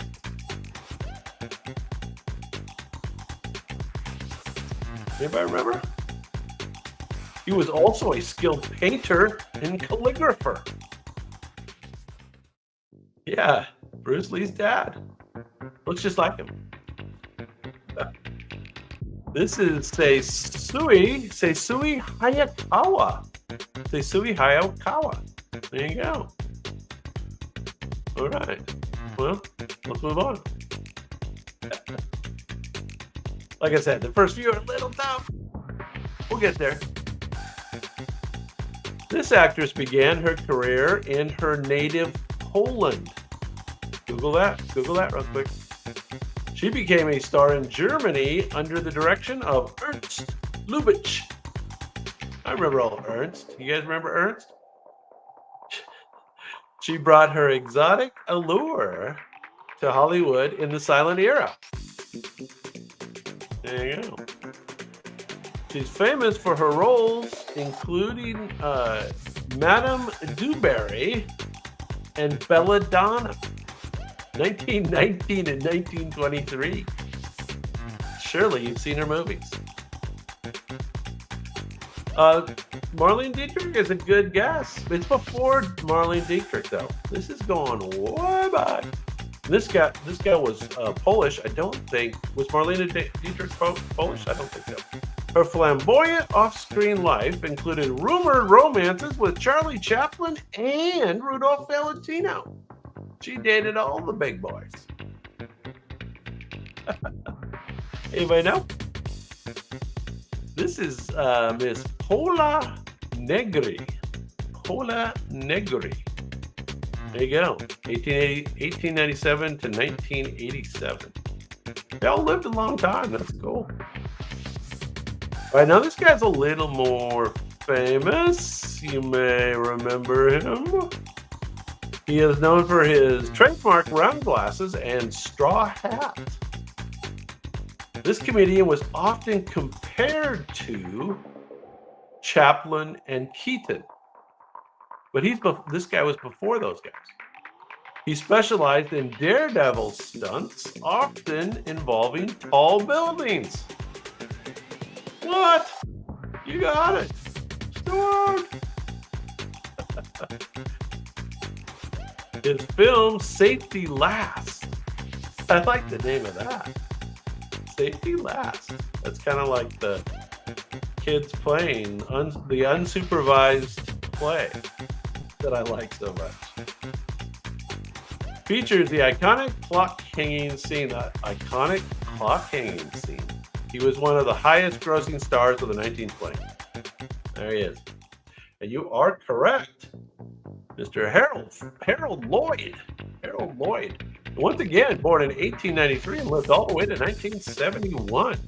His risky stunts, he once lost a thumb and a finger in an accident unrelated to his films. I like that.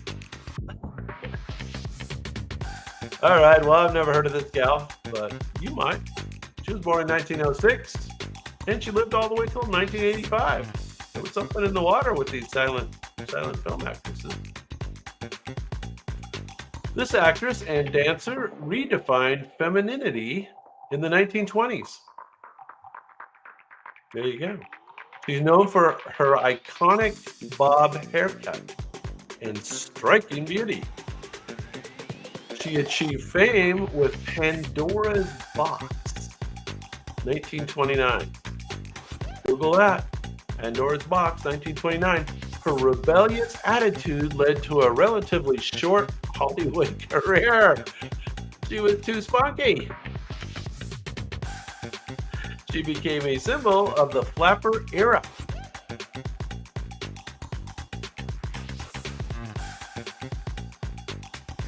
Hey, Matus, welcome to the game. Didn't see you there. Red Bull's in the game. He later became a respected film historian and writer. How about that? Sounds interesting, huh? This is Miss Louise Brooks. Like I said, I didn't hear of her, but she sounds like she was pretty spunky. Now, this next one we've all heard of, I believe. One of the more famous actresses from the silent film era.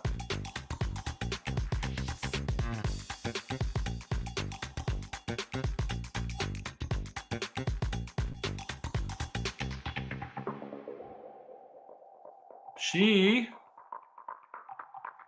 I find my place here, she's often called the First Lady of American cinema.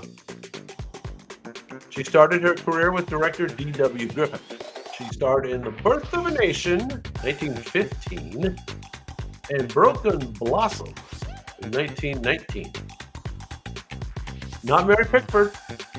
She worked in films for over 75 years. So that's one of the key clues. She worked until she was quite elderly. She's known for her delicate beauty and dramatic roles. She received an honorary Academy Award in 1971.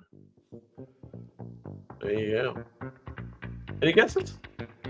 You'll know the name, I think, when I tell you.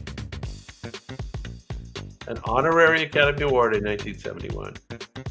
Birth of a Nation, 1915. Broken Blossoms, 1919. She worked in films over 75 years. Lillian Gish. There you go. Learn something every day on Retro Rocket Live. All right. Let's see if you know who this gentleman is. He was born in Mexico. He began his career as an extra in silent films. He was born in 1899, passed in 1968. He was groomed to be Rudolph Valentino's successor. He is best known for playing the title role in Ben-Hur, A Tale of Christ in 1925. So this is the original Ben-Hur.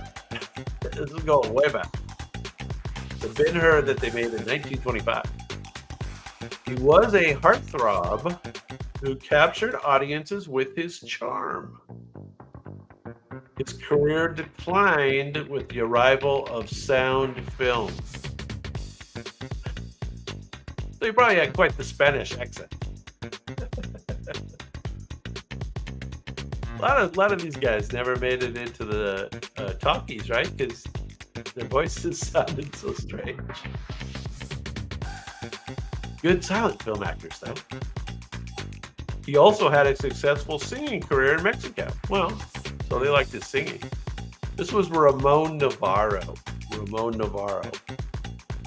Now, I've heard this lady's name mentioned in the answers already. She is known as America's Sweetheart in the silent era. America's Sweetheart. She was one of the founding members of United Artists.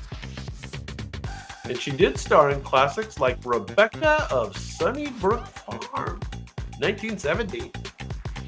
There you go. Rumbas! Way to win it for the team.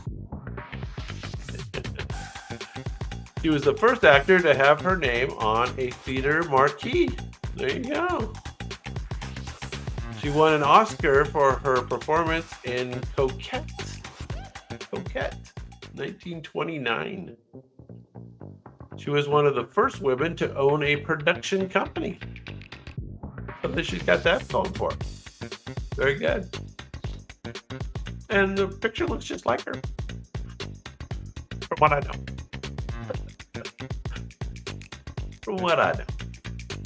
Mary Pickford is correct. You are correct. Smash that out of the park. It's Mary Pickford. There we go. All right, let's move on. This next one looks pretty exotic. She is dubbed as Hollywood's first vamp. I don't know exactly what a vamp is, but I can imagine what a vamp is. It's in my imagination. She became famous for her seductive, mysterious roles. Yes, see, I knew it. Her costumes, often pushed the boundaries of modesty for the time. Well, we're gonna have to go back and watch some of these movies. Films like A Fool There Was solidified her stardom. Her persona was carefully crafted by studio publicity. Who was the first vamp? I've got a thunderstorm outside, so if we have a little bit of trouble with the Starlink, you'll know why. I just had a lightning strike.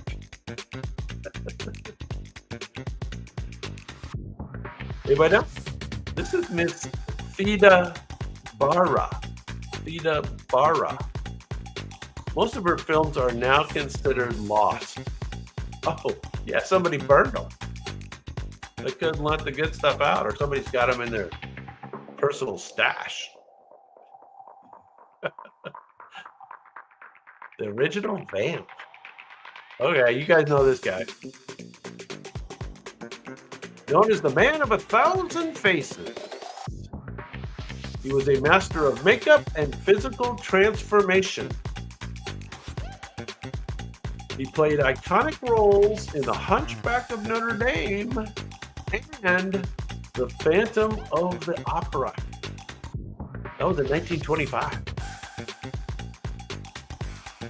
Who knows who this is? Remember? He often portrayed characters with physical deformities or disabilities. His performances inspired generations of horror actors. Boris Karloff's a great guess, but I think this is the guy that actually was before Boris Karloff. I think so. I think this is the first guy. There you go, Paul. Welcome to the game with a bullet and the right answer. This is Lon Chaney. Lon Chaney. Born in 1883, passed all the way back in 1930. And he was the father of Lon Chaney Jr., who eventually played the Wolfman. So there you go. This is the father. There you go. Lon Chaney Sr. All right, this gal's fairly well known. You guys probably will get this. And she was known as the original It girl of the 1920s. She epitomized the flapper lifestyle both on and off screen. She starred in something called Wings in 1927, the first film to ever win an Oscar. Wings. Her Brooklyn accent made her transition to talkies more difficult. You guys remember this? Who's this gal? The original It girl of the 1920s. Flapper. She was the classic flapper. She was in silent films, but not too many talkies. She was one of the most bankable stars of her era. She was a bankable star. And she retired from acting at just 28 years old. There you go. Really well-known name. You remember? There you go, Stuart. Good job. 1905 to 1965. Miss Clara Bow is correct. Clara Bow. Retired at just 28 years old. There you go. All right, so don't get your hopes up. This one's a little more obscure. Known for his boy next door charm and dashing good looks. This gentleman starred in early action films, such as The Roaring Road in 1919. I remember that one. He was one of the first matinee idols to drive cars on screen. And he had a nickname, the King of Paramount. He was the King of Paramount. Not Douglas Fairbanks. That's a good guess, though. That's a good guess. So I've never heard of this guy, actually. But he was the King of Paramount. First action film star. His career ended tragically due to an addiction to morphine. You know, that'll get you every time, those addictions to morphine. I guess that was what you did back then. I think they were still doing a lot of cocaine back then, weren't they? Drinking their Coca-Cola. Reed's untimely death raised awareness about substance abuse. There you go. Wallace Reed. Wallace Reed. Wallace Reed. All right, let's see if we get the next one. Number 9. She was known as one of the greatest actresses of the silent film era. But they were all good. She excelled in emotional and dramatic roles. Films like Smilin' Through. I guess that's the whole name. Smilin' Through. 1922 cemented her status as a star. It would help if I could read the clue. She was married to influential producer Joseph Schenck. Joseph Schenck. She was married to influential producer Joseph Schenck. Her legacy includes her footprints at Grauman's Chinese Theater. So this lady has her feet there. Didn't they used to put their hands there? Why is her foot there? I don't know. I don't know why that is. I guess nobody knows. This is Norma Talmadge. Rolls right off the tongue, doesn't it? She needed a name change. Norma Talmadge. That doesn't sound very Hollywood. Talmadge was instrumental in popularizing the star system in Hollywood. There you go. I think you know this next guy. Number 8. He was a pioneer of slapstick during the silent era. He mentored Buster Keaton. This is the guy who taught Buster Keaton. And he starred in films like The Butcher Boy. This is the original Butcher Boy, 1917. His career was derailed by a scandal in 1921. Despite controversy, he remains a key figure in early comedy. So yeah, he's famous for Hollywood scandal. Yeah, correct. Stewart.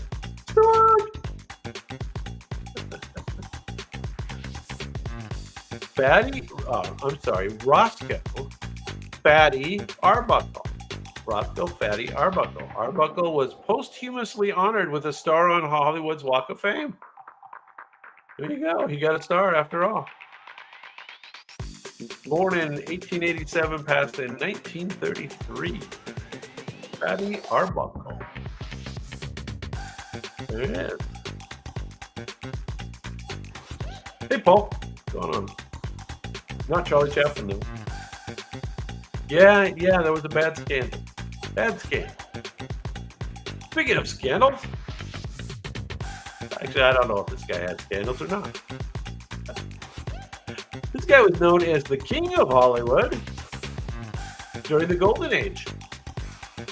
He starred in swashbuckling adventures like The Thief of Baghdad, 1924. This gentleman co-founded United Artists with Mary Pickford, Charlie Chaplin, and D.W. Griffith. His athleticism and charisma made him a top box office draw.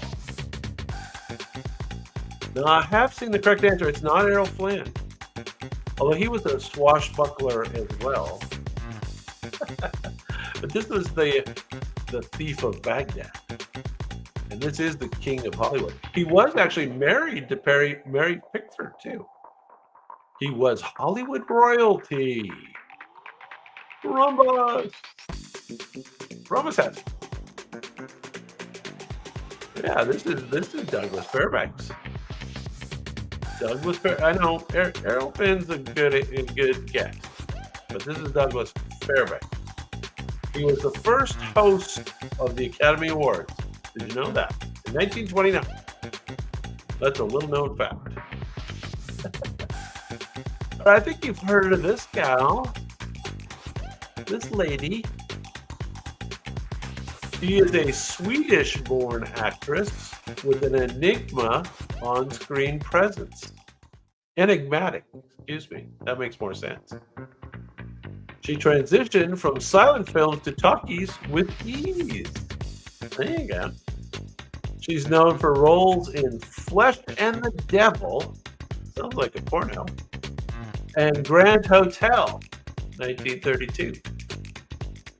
Her famous line, "I want to be alone. I want to be alone. I want to be alone," became iconic. I don't know if any of those came close.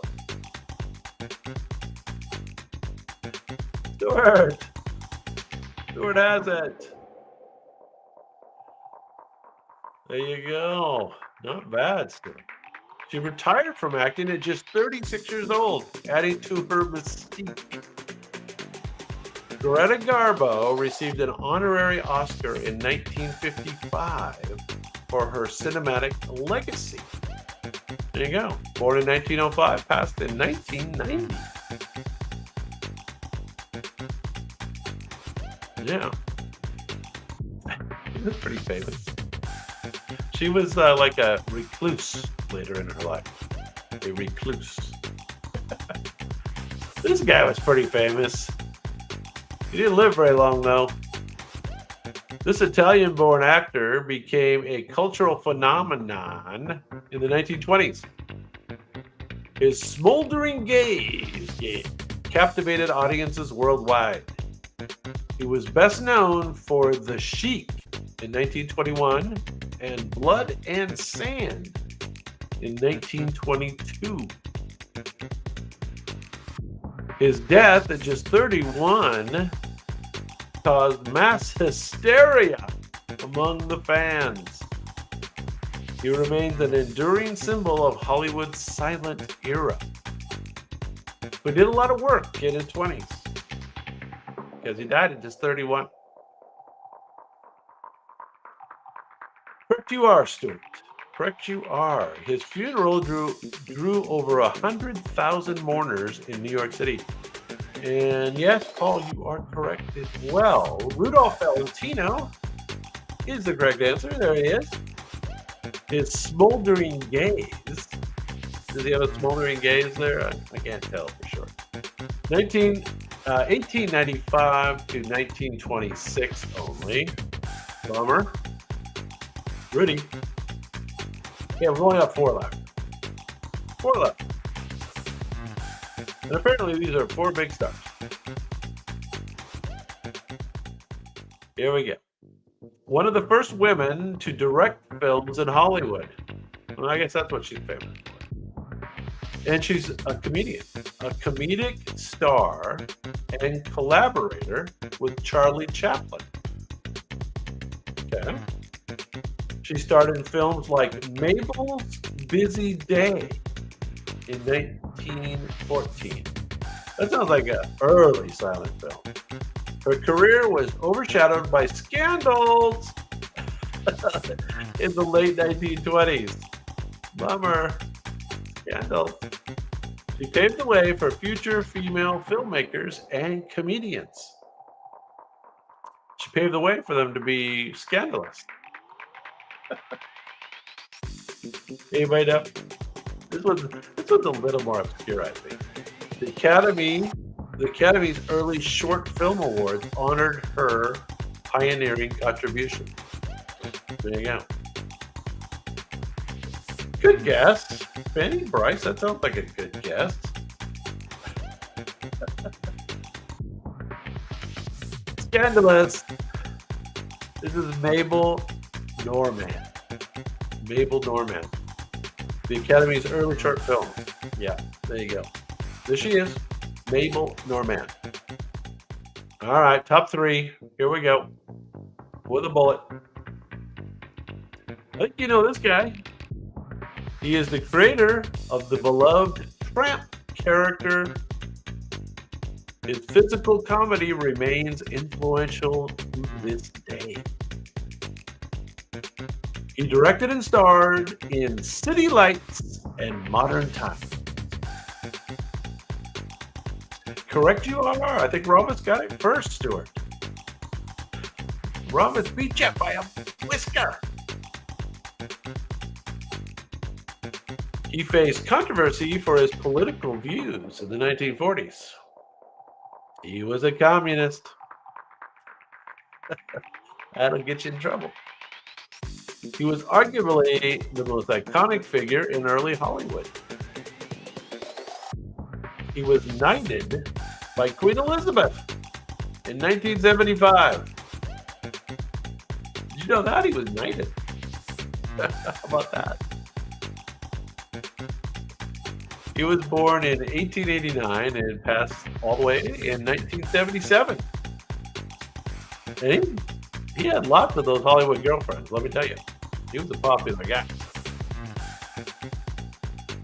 I've read up on my Hollywood scandals. We're gonna have to do some more Hollywood scandals for sure. All right, number 2. We've been talking about this guy the whole run. He was known as the Great Stone Face for his deadpan expression. I didn't know that. His physical comedy and stunts were groundbreaking. And he directed and starred in something called The General in 1926. Correct. Ramos just barely beat Stewart again. Must be the internet. His work gained greater appreciation long after his death. A key influence on modern action and comedy filmmakers, both. Yeah, he does look kind of deadpan there. There's the look. It's like Blue Steel, right? It's just like Blue Steel.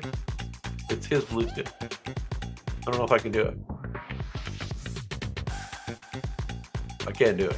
I can't do a Blue Steel. I'm gonna work on a Blue Steel. Okay, I'm gonna put that on my list. Buster Keaton, 1895 to 1966. Keaton's daring stunts were done without special effects or doubles. Neither one. There you go. All right, now the number 1 by the robot is a little interesting because he is a pioneering director of the silent era. He innovated techniques like close-ups and cross-cutting. His films, The Birth of a Nation and Intolerance, changed cinema forever.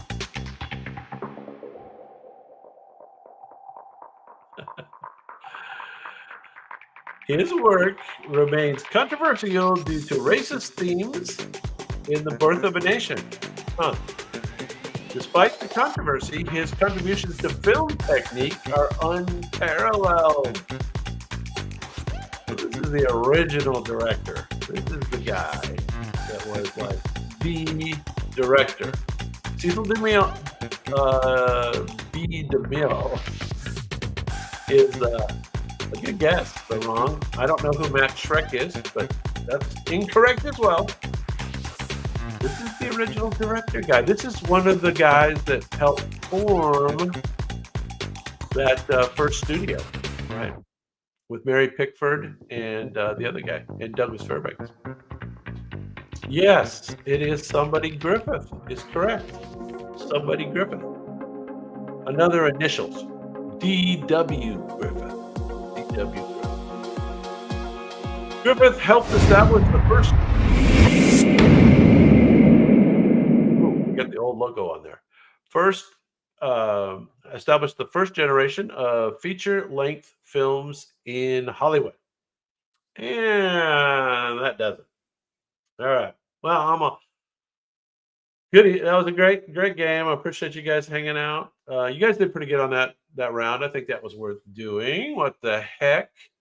And we will visit Val Kilmer next time, as well as those other things we talked about.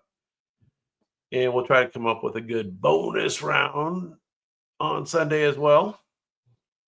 So anyway, and I do apologize for the USA specific nostalgia. We'll try to do more global nostalgia. Let's do more Revolutionary War stuff.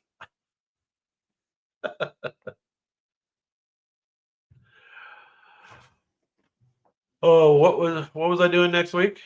What were the other categories? Yeah, I can change. I can change one. I think I might change one.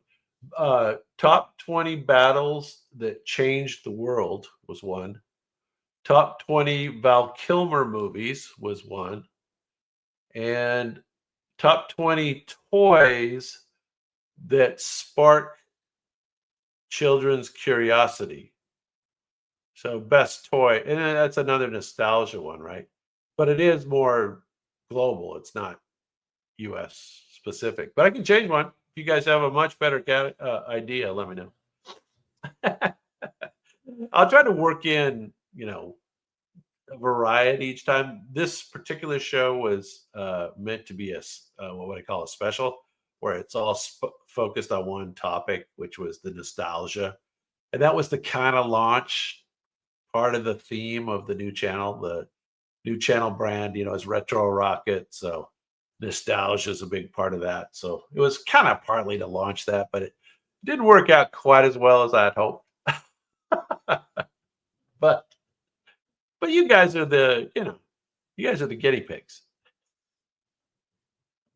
It might be a guinea pigs to you.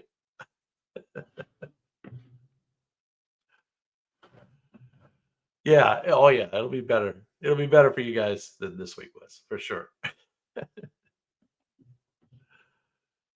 All right, man. Well, again, thank you so much for hanging out so long. I do appreciate that. Yeah. Yeah, the name was good, but the execution. All right, man. Take it easy. See you guys on Sunday, hopefully.